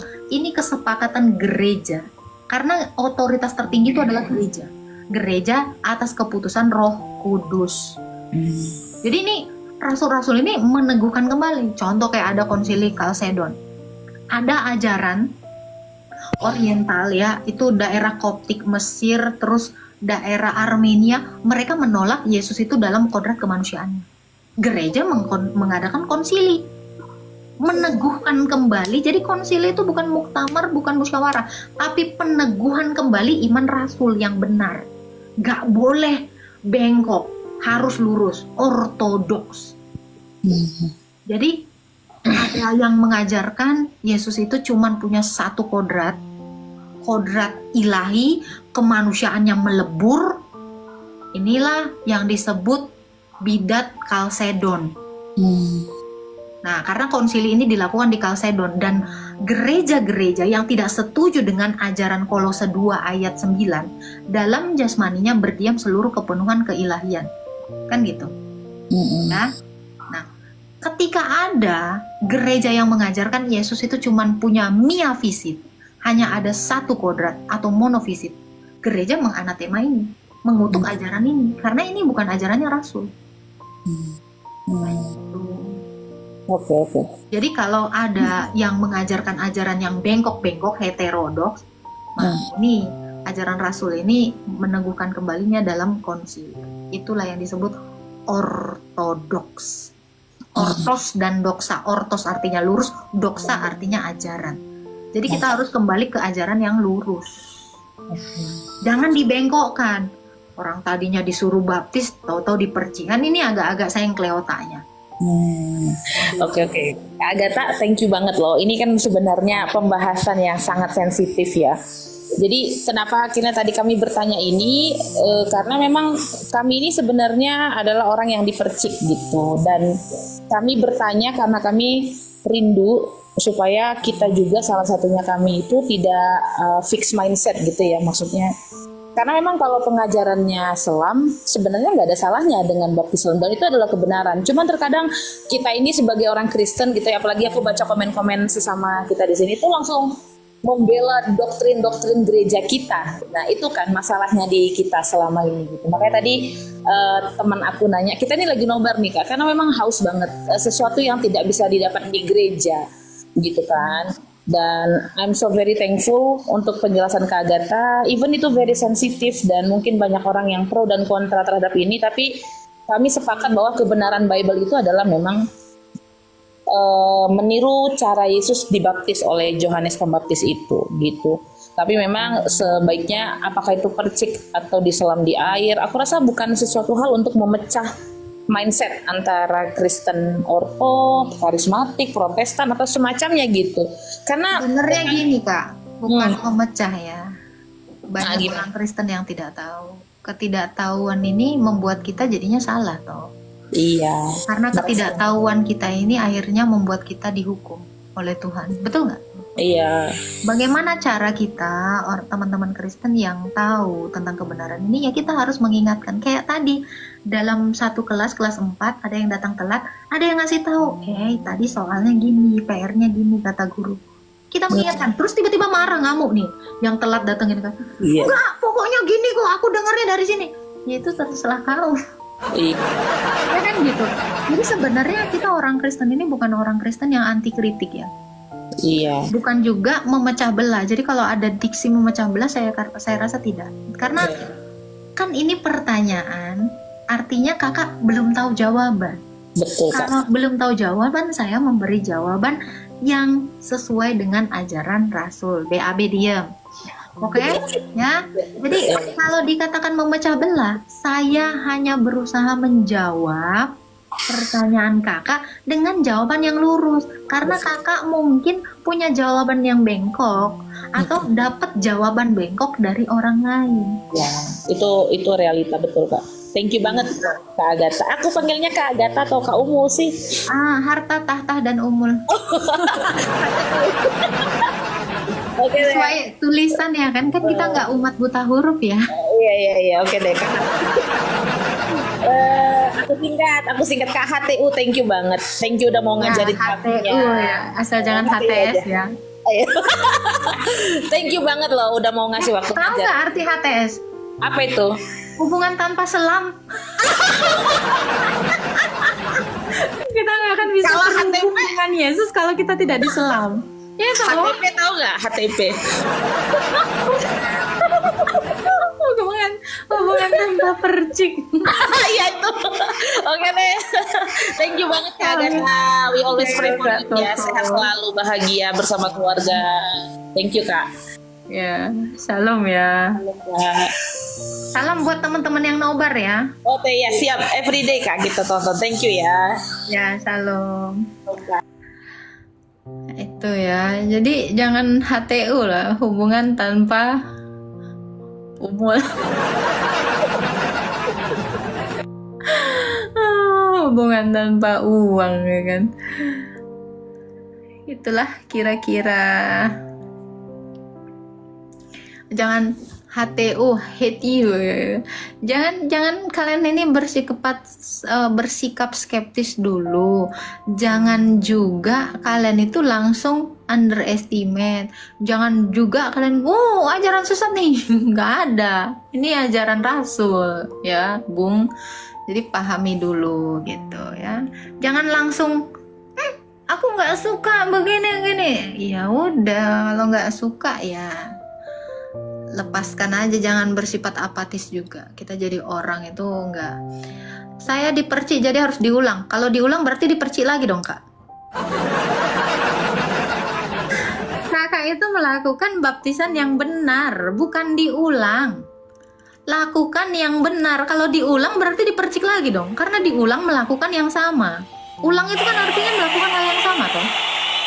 Kalau dari awalnya dipercik terus dibaptis berarti kakak melakukan yang benar, bukan diulang. Oh bisa kan? Kalau diulang kan gini nih, ini saya minum. Berarti kak saya diulang, berarti diminum lagi. Kalau diguyur kan udah lain lagi ceritanya. Ya toh? Jadi bukan baptis ulang kak. NVPP, tapi dilakukan yang benar, baptis yang benar. Nah, baptis yang benar di Sungai Yordan. Masalahnya kok punya duit nggak ke Sungai Yordan? Kok cari aja sungai-sungai terdekat. Nggak ada sungai, bikinlah kolam. Tuh, kagak ada duit. Buat makan aja susah kok, sok-sok ke Yordan kok. 100 hubungan tanpa umul. Aku tetap setia pada batu. Astaga BAB. Nih gimana lah aku bilang si BAB ini ya. Gimana dong? Udahlah dia moderator si BAB ini. Biasa. Nih BAB. Aku HTU. Ya kan?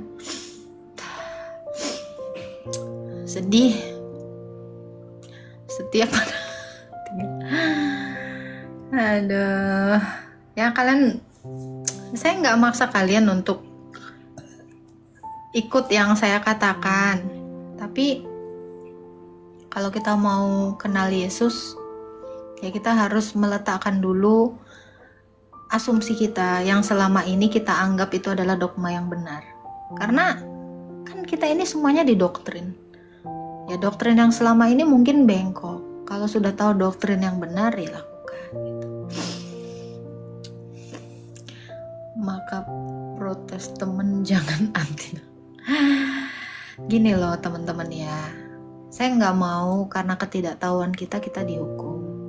Nah kalau kita tahu, ya kita kan harus lakukan yang benar kan, nggak boleh enggak gitu. Doktrin yang benar yang menurut ajarannya para rasul, karena yang tahu ajaran Yesus itu para rasul. Jadi kita harus kembali ke ajaran rasul gitu ya. Penting tanya dong, kitab original Kristen itu apa?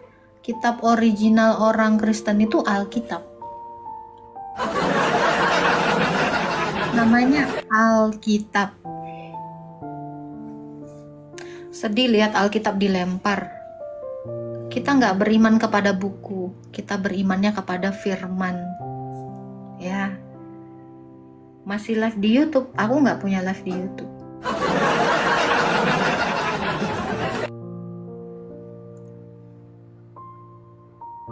Aku Aku tahu live Kak Umul dari YouTube Kesaksian Channel. Ini masih juga ya, mencuri ya. Aduh, orang Kristen jangan mencuri.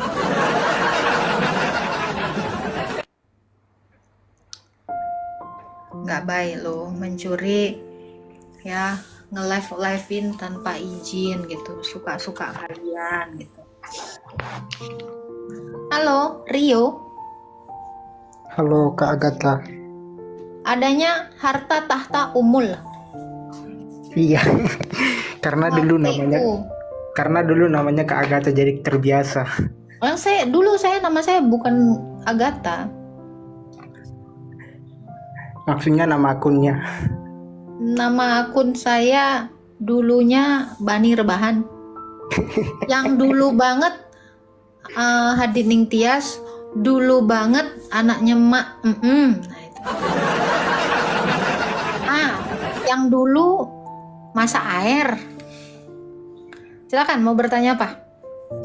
Aku ini ya ada 2 pertanyaan Kak, cuman ya simple aja lah.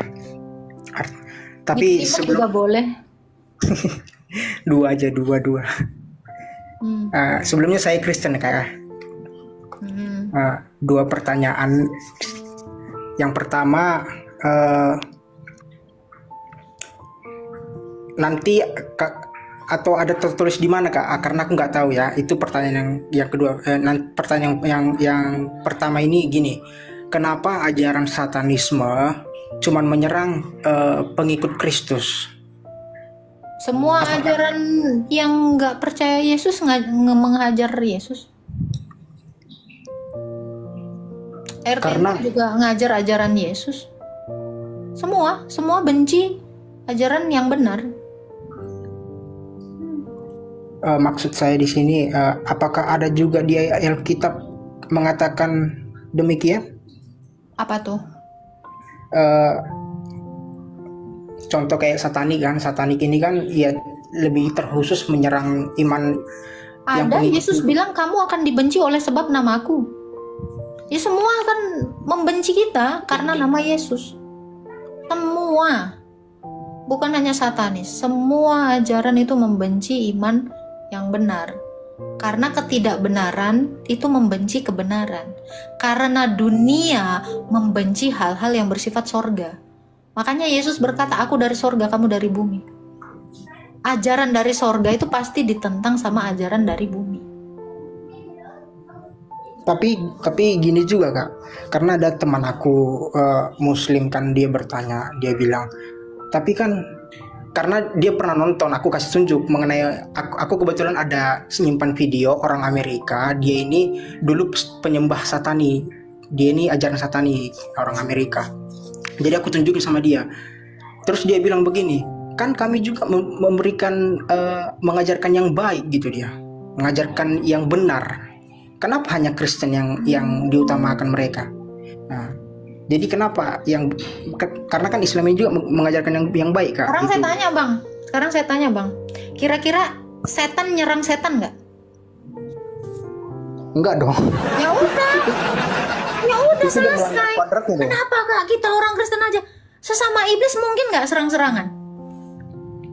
Ya udah, logika itu. Mungkin nggak?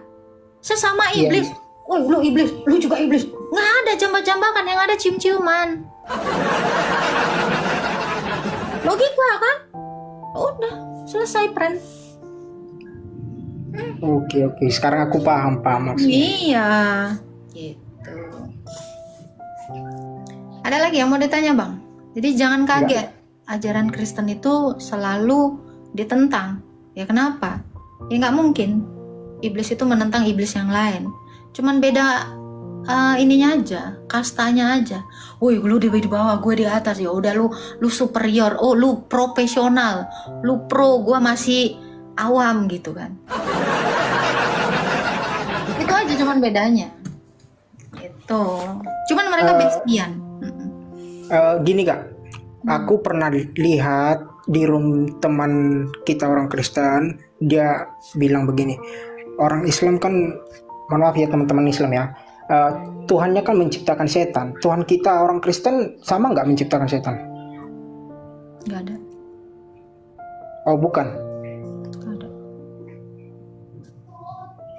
Tuhan itu tidak pernah menciptakan sesuatu yang buruk. Di dalam penciptaan Tuhan Yesus itu selalu bilang, Allah melihat segala yang dijadikannya baik. Jadi yang baik-baik itu berasal dari Tuhan. Berarti setan itu tercipta? Setan itu diciptakan Tuhan malaikat. Lalu dia memberontak. Akhirnya dia jadi setan. Contoh gini ya Bang ya. Abang Rio menikah dengan seorang wanita. Mungkin nggak istrinya Abang Rio ini melahirkan pembunuh? Enggak dong. Yang dilahirkan apa?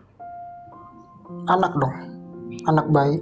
Iya, anak baik. Terus pada akhirnya dia menjadi pembunuh. Apakah bisa dibilang, oh si Rio ini melahirkan anak pembunuh? Ya nggak mungkin. Jadi pada kemudian malaikat itu menjadi iblis, ya itu karena keinginannya. Demikian anakmu itu jadi pembunuh, ya karena keinginannya ingin menjadi pembunuh. Tetapi sejak semula yang dilahirkan itu apa? Anak manusia yang baik. Demikian Allah menciptakan malaikat itu baik. Tapi pada akhirnya dia membelot dan dia ingin menjadi Allah, ya dia akhirnya menjadi Satan. Jadi iblis. Aku paham. Berarti di sini kesimpulannya kakak bilang yang menciptakan iblis itu ya pribadi dari malaikat itu ya karena memberontak. Ketidaktaatan. Iya. Berarti oke aku paham. Nah, oke, terima kasih kak ya. Karena itu tetap malaikat yang tidak taat. Oke. Aku paham kak. Makasih banyak kak. Ya, sama-sama. Tuhan berkati.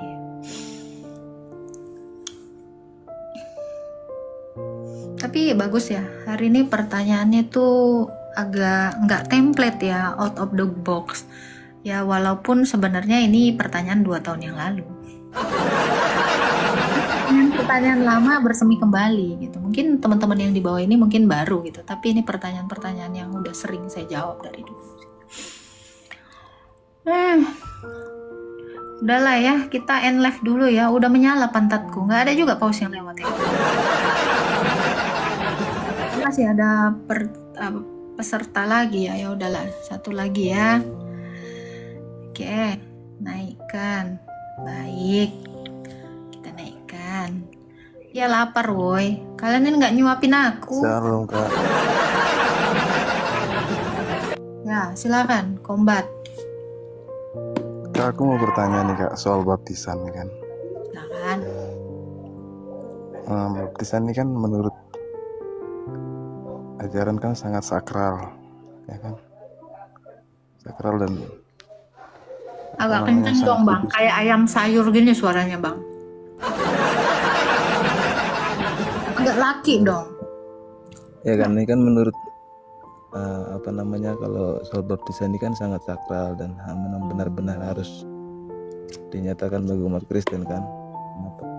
Yang mau saya tanyakan itu, kenapa baptisan yang diajarkan Kristen Ortodoks itu tidak tertulis dalam Alkitab, sedangkan Alkitab itu pedoman bagi kita. Apa yang dicontoh tentang ajaran Kristus soal baptisan dalam Alkitab itu kan harus kita contoh begitu.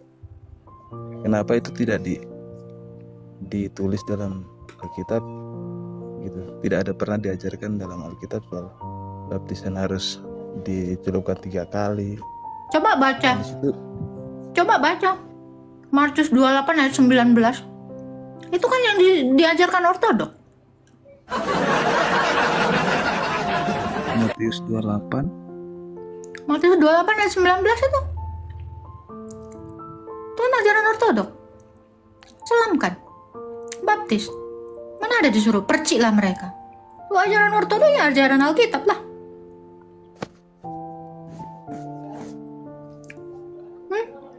Alkitab ini yang mengkanonnya juga gereja Ortodok. Siapa? Protestan belum ada mengkanon ini, nggak ada. Ini Ortodok ini yang mengkanon. Gereja yang lurus ini yang mengkanon. Apa yang mengkanon? Ya jangan dibilang kok yang diajarkan Ortodok nggak ada di Alkitab. Semua yang diajarkan Ortodok itu yang di Alkitab lah. Ada yang keluar? Nggak ada. Tapi kalau di Protestan ada juga baptisan selam, hanya saja baptisan selam. Memang baptisan artinya selam. Selamnya cuma sekali, enggak 3 kali Kak. Loh, itu Yesus bilang, selamkanlah mereka dalam nama Bapa, Anak, Roh Kudus. Di Protestan ini yang enggak Alkitabiah. Mungkin ucapannya bukan tindakannya. Maksudmu apa? Baptislah mereka dalam nama Bapa, Anak, Roh Kudus. Maksud kau baptislah mereka dalam nama Bapa, Anak, dan Roh Kudus. Celup. Selesai. Udah gitu diginiin lah gitu. Itu mah namanya rebahan. Bukan dicelup. Itu salah. Bukan tidak ada dalam Alkitab yang spesifik, maksudnya yang ditulis spesifik, maksudnya sekali itu kayak ya itu spesifik. Baptislah, selamlah mereka dalam nama Bapa, Jadi kalau dibilang begini, makanlah nasi, tahu, tempe, ini bukan nasi, tahu, tempe, kau celupkan, mati kau ya satu-satu lah.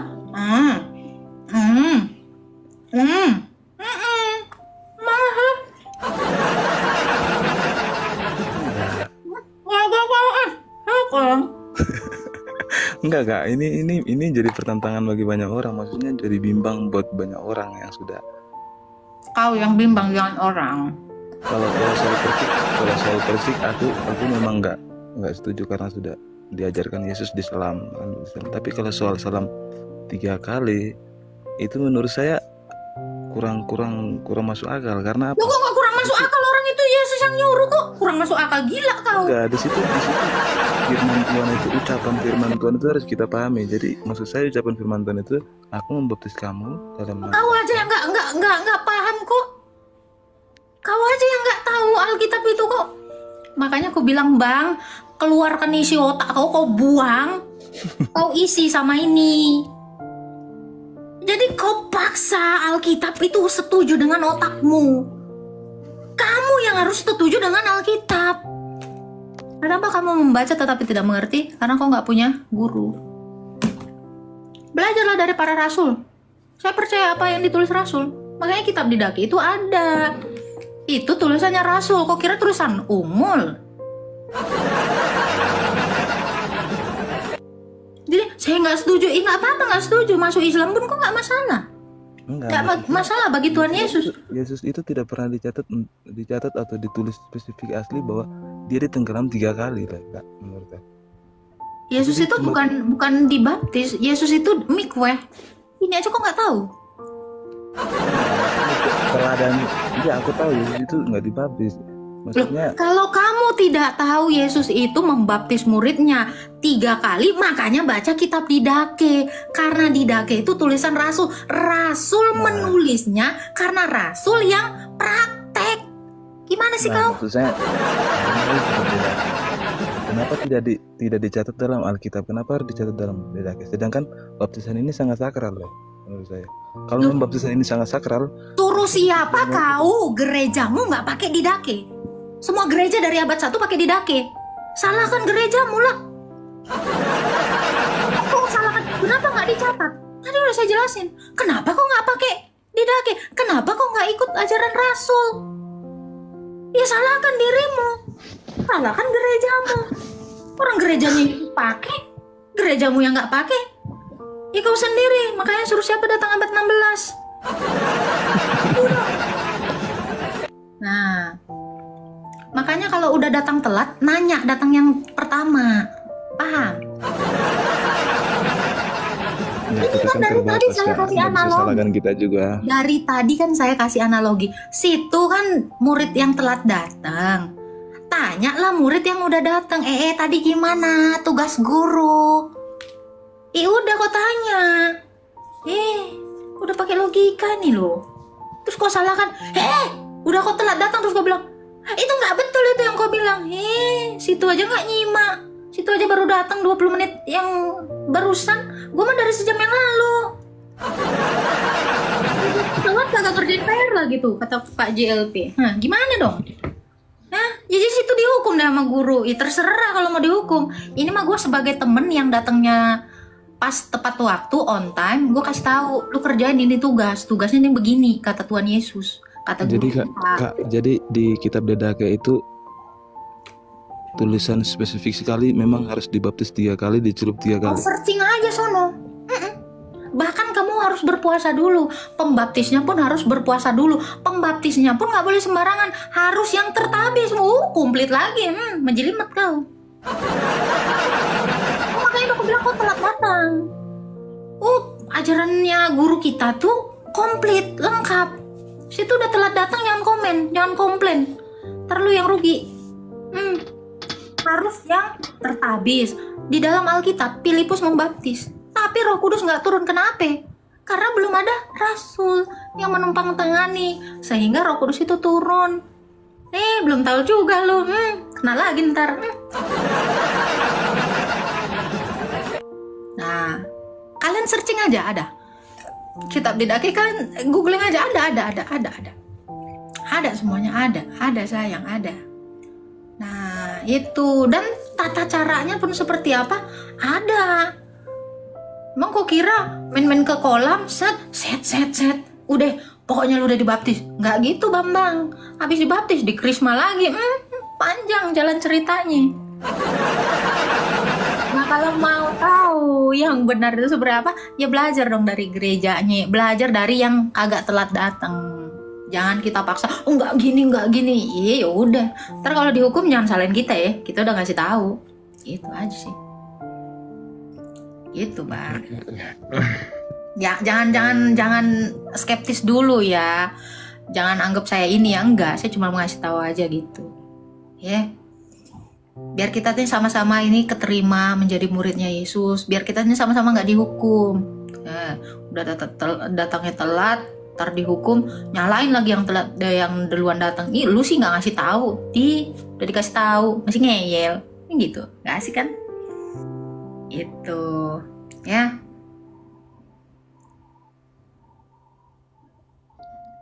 Gimana Bang? Ya gitulah pokoknya. Kalau kita mengaku sebagai murid Yesus, Yesus itu adalah guru kita, kita harus taat kepada guru kita supaya kita nggak dihukum, ya kan? Bener nggak? Atau Bang mau dihukum nih, mau sok-sokan nih lebih pintar dari guru? Bahaya. Kalau saya sih nggak mau Bang, ya saya takut. Mungkin hal seperti ini memang harus didengar dan dibaca sendiri sama orang Kristen dan dilakukan gitu. Sudah saatnya iblis itu kita persempit kerjanya menyesatkan banyak orang Kristen. Di dalam Wahyu dikatakan apa? Ya, masa 1000 tahun, masa gereja. Ini masa gerejanya Tuhan Yesus ya, bukan gereja yang baru ya. Masa gereja itu akan mempersempit kinerja setan. Kenapa? Setan ini dibelenggu dengan apa? Ajaran yang benar. Sudah saatnya kita orang Kristen itu bersatu padu teguh terhadap ajaran Yesus supaya apa? Kita menjadi orang-orang yang mengenal kebenaran firman Tuhan. Karena penyesat itu Bang, bukan dari RT sebelah Bang. Penyesat itu dari kekristenan sendiri.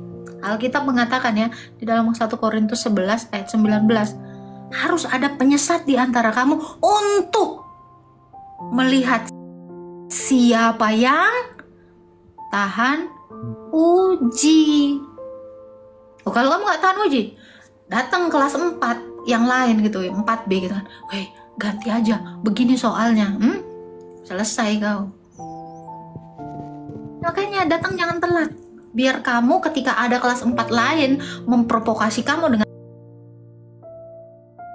ajaran yang sesat, beres itu. Sorry ya, kita nggak percaya sama lu. Kita mau percaya sama guru kita. Itu. Iblis di situ makin terpojok. Nah itu. Yesus bilang gitu. Harus ada penyesat di antara kita. Di antara orang Kristen loh, bukan di luar Kristen. Kalau di luar Kristen itu bukan penyesat lagi, emang udah lawan. Udah musuh terang-terangan. Terang-terangan itu. Tulisannya musuh. Udah nggak usah ditanya lagi. Tapi yang menyusup-nyusup di dalam tubuh Kristus ini itu seperti koreng di dalam satu tubuh. Nah dia tuh sikit di sini menginfeksi, lama-lama borokan, mati lah kita punah. Nah ini yang bilang ya, tradisi bukan yang utama. Kalau tidak dari tradisi, lu nggak kenal yang namanya kanon Alkitab. Ini ada karena tradisi. tradisi menyalin. Kalau tidak ada tradisi itu artinya ajaran turun-temurun. Kalau tidak ada ajaran turun-temurun, lu nggak kenal itu Yesus, botol. Kalau tidak ada tradisi, lu nggak tahu apa itu baptisan. Lu sama kayak orang yang digantung di kayu salib di sebelah kanan Yesus. Yang penting percaya Yesus, udah.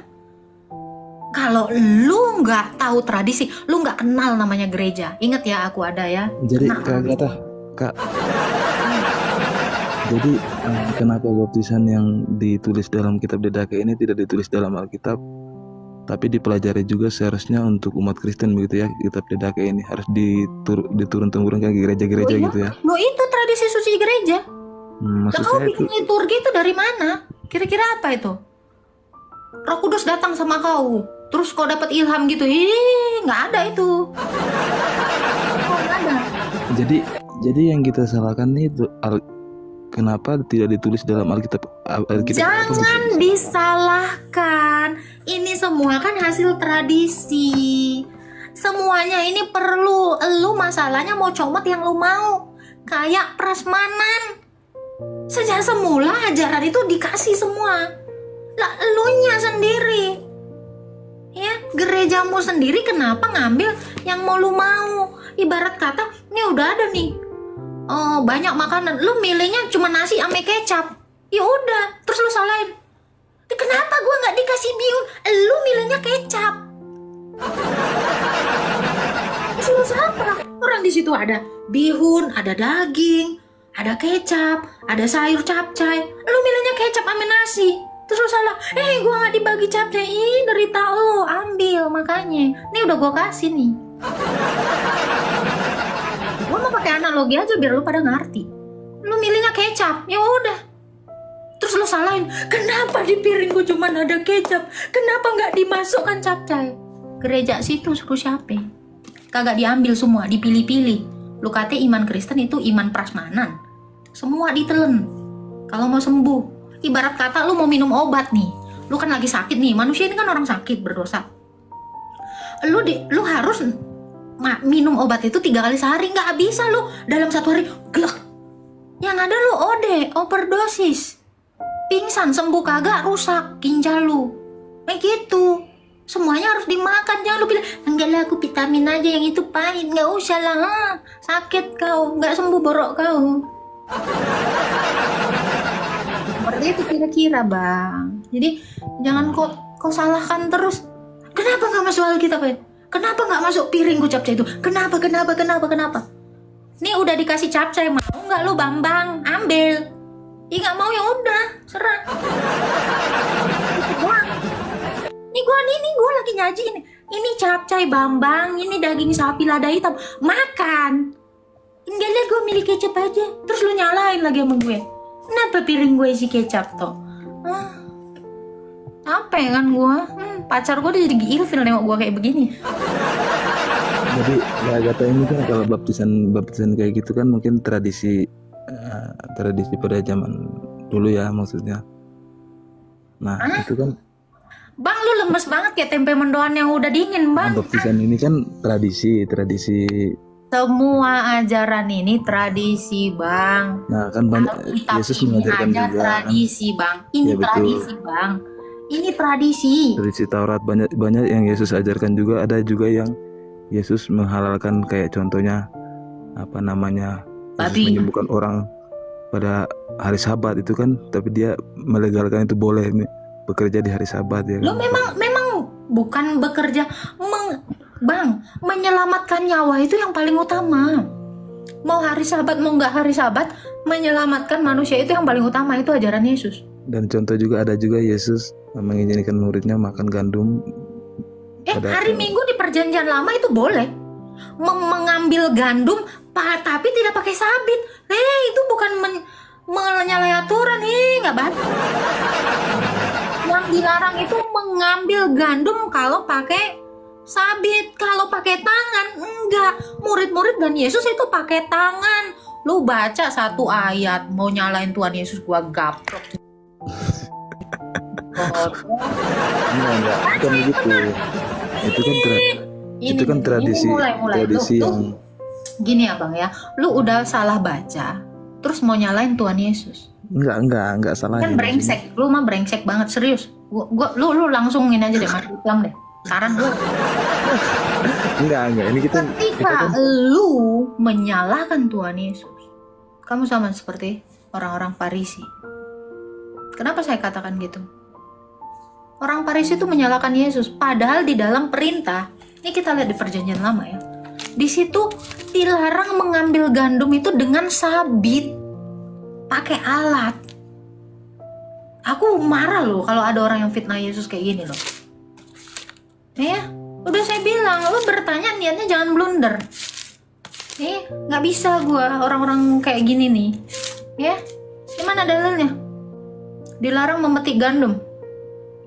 Hari Minggu nggak pakai sabit. Saya bisa tunjukkan dalilnya. Nah, makanya saya bilang, kamu belum membaca secara komprehensif, tapi kamu sudah menghakimi. Udah datang telat, ngotot, ngeyel. Ini, masa Tuhan disalahkan? Iya, ini iblis, Bang. Nih, gua beneran ya. Orang yang tidak membaca tetapi sudah mengasumsikan sesuatu, ya, ini bahaya. Kenapa? Gue udah sabar banget soalnya dari tadi. Gue kalau udah dibilang sabar ya, lu lihat komal-komal lain ya, nggak ada yang selama gue mempertahankan kadrun kayak gini. Lu kalau mau bilang sabar ya, sabar. Lu cobain di posisi gue. Gue yakin kesabaran lu nggak nyampe 3 menit. Ya, kebanyakan makan kecap, betul. Sakit gula. Nah, gitu ya. Copot-copot ayat. Iya, copot-copot ayat itu. Untung nggak copot kepala ya kan. Gue jangan kan kalian ya. Yang nonton di bawah ini juga, ya, yang nonton di bawah ini juga pasti gemes gitu loh.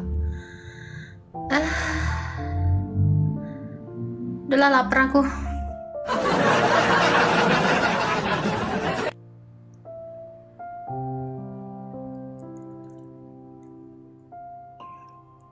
Udah datang telat rewel. Ya udahlah ya. Udahlah borpas, putus aja lah kita borpas. Borpas dia. Nggak dari tarik kok borpas. Tertalikon lehernya itu.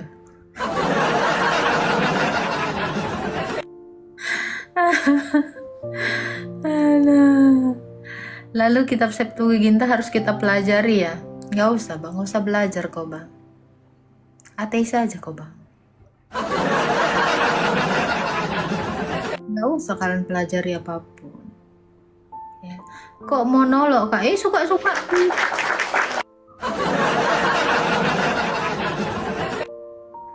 Nyalahin lagi, dia yang benar, dia yang duluan. Mirip Farisi mempermasalahkan murid Yesus tidak cuci tangan. Emang konteksnya ini lagi cuci tangan ya? Suka kali kau itu bawa ayat terus kau asumsikan ke semua perkara gitu loh. Ya, ini orang-orang Kristen yang kocak juga gitu. Seolah-olah dia membenarkan yang salah gitu.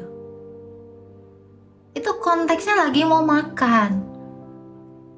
Kenapa Yesus mengatakan nggak apa-apa dia makan walau nggak cuci tangan? Itu kan konteksnya makan. Ini kamu konteksnya apa? Konteksnya ini dalam ajaran, dalam peribadatan, dalam pengenalan akan Tuhan Yesus. Gitu loh. Baca dulu ayatnya. Malas kok caranya sendiri. Udah sakit pinggangku, oi. Kalian aja. Pamit kakak. Iya, aku kan mau pamit lah inilah. Ya jadi jangan inilah, jangan protes terhadap ajarannya Rasul. Gitu. Kesimpulannya gue sakit pinggang. Kesimpulannya gue sakit pinggang. Janganlah tarik kesimpulan, tetapi renungkanlah setiap apa yang kita terima hari ini gitu. Marilah kita menjadi pelaku firman, bukan menjadi pendengar firman, gitu ya. Lu ngapain berapologetika kalau lu nggak menjadi pelaku firman Tuhan, gitu kan? Itu sih kesimpulannya gitu. Kesimpulannya gini, udah tahu haus, gila air ini ngilangin haus, gokil air ini ngilangin haus, udah, nggak ada yang terjadi, nggak hilang hausnya. Tapi kalau kau bilang, wih air nih hilang haus gua, ditenggak, diminum. Firman itu juga harus kita tenggak, lakukan. Iman tanpa perbuatan hakikatnya ngambang. Gitu. Wih, air cuy, air kelapa muda cuy, bukan air daun muda ya, apalagi air bini muda, bukan, air kelapa muda, seger gitu ya, di siang bolong gitu. Pokoknya seger aja, dipuji-puji aja, keren, airnya keren. Nggak ada yang terjadi di tenggorokan lo. Sampai lu mati botak sariawan nggak akan terjadi apa-apa. Kecuali lo minum. Demikian firman Tuhan. Kalau firman itu kamu terapkan dalam hidupmu, ya itu akan menjadi sesuatu yang bagus. Gitu. Air. Gimana botak sariawan? Udah botak terus sariawan kan menderita banget. Waktu siang hari panas sekali kepalanya, terus sariawan mau minum di air perih. Nggak merasakan itu, menderita banget. Udah botak sariawan perih. Untung aku bilang ya, sampai botak korengan, nah lebih perih lagi botak borokan.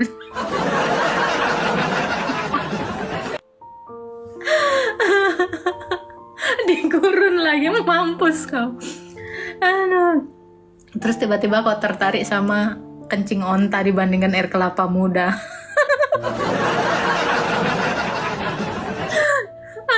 Air kencing itu lebih perih, apalagi kencing onta.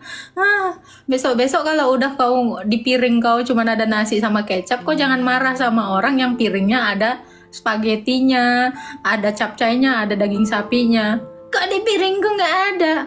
Ditawarin kok nggak mau. Besok-besok jangan kau salahkan lagi. Aku nggak punya capcay loh.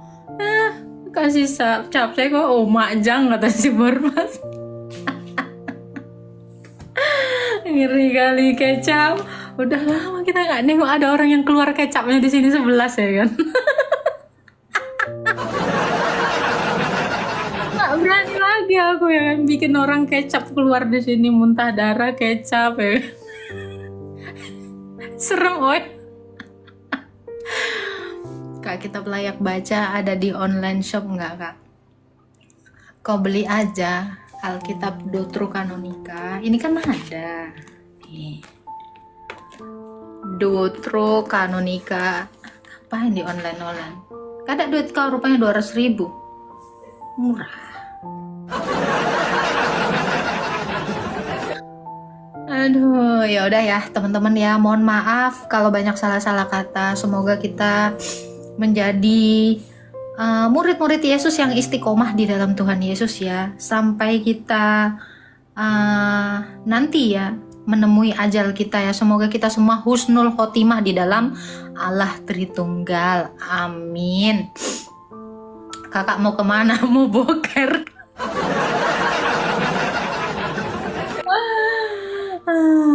Sherlock, aku kirim Alkitab. Alah, kok kirim aja paus sama aku. Nanggo pala satu mawar aja nggak ada kau lempar kan, mereka cerita. Wah, aku ya. Batu jangan lupa, udah aku tinggalkan batu-batuan itu, nggak pakai lagi aku. Nama kitabnya apa kak? Alkitab Kristen Katolik. Alkitab Katolik itu biasanya ada Deuterokanonika. Alkitab Deuterokanonika. Alah, di toko-toko buku itu banyak ya. Gitu ya, di mana belinya, Nanya aja lu. Ya Ya kalau udah dibeli dibaca, ini udah dibeli jadiin ganjelan pintu lagi. Apa ada perintah menggunakan kerudung? Ada. 1 Korintus 11 ayat 5 sampai 6. Ada. Semuanya ada. Ada sayang, ada. Semuanya ada ya. Buku doa ortodok belinya di mana? Ingin rasanya jualan aku ya, tapi tunggu ya. Belum jadi. Itu ada di toko oren. Nanti kalian beli aja di toko oren. Bintang Timur ya kalau nggak salah apa gitu. Nah gitulah. Pokoknya kalian cari aja di toko oren ya. Buku sembahyang harian Kristen Ortodoks. Nah gitu ya. Oke ya teman-teman ya. Selamat malam semuanya ya. Tuhan memberkati. Mohon maaf ya, banyak salah-salah kata, jangan tersinggung ya. Kita bentar lagi mau Natalan soalnya. Oke, bye. Demikian video yang dapat kami bagikan. Kiranya teman-teman semua yang sudah menonton terhibur, senang, sehingga tidak bosan untuk kembali lagi di channel ini. Dan doa kita para apologet semakin dipakai dan diurapi Tuhan untuk menyuarakan kebenaran.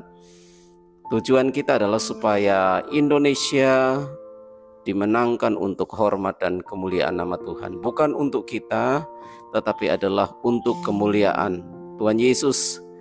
Ya, karena perintah Allah sebelum naik ke sorga adalah pergilah, jadikanlah semua bangsa muridku dan baptislah mereka dalam nama Bapa, Anak-anak, laki-laki dan Roh Kudus. Demikian doa kami yang terbaik untuk saudara semua, diberkati dalam keluarga, rumah tangga, pekerjaan, kesehatan semakin prima, segala pergumulannya dijawab oleh Tuhan. Terima kasih buat teman-teman juga yang sudah memberikan super thank. Tuhan Yesus yang membalasnya. Sampai jumpa lagi di video berikutnya. Amin.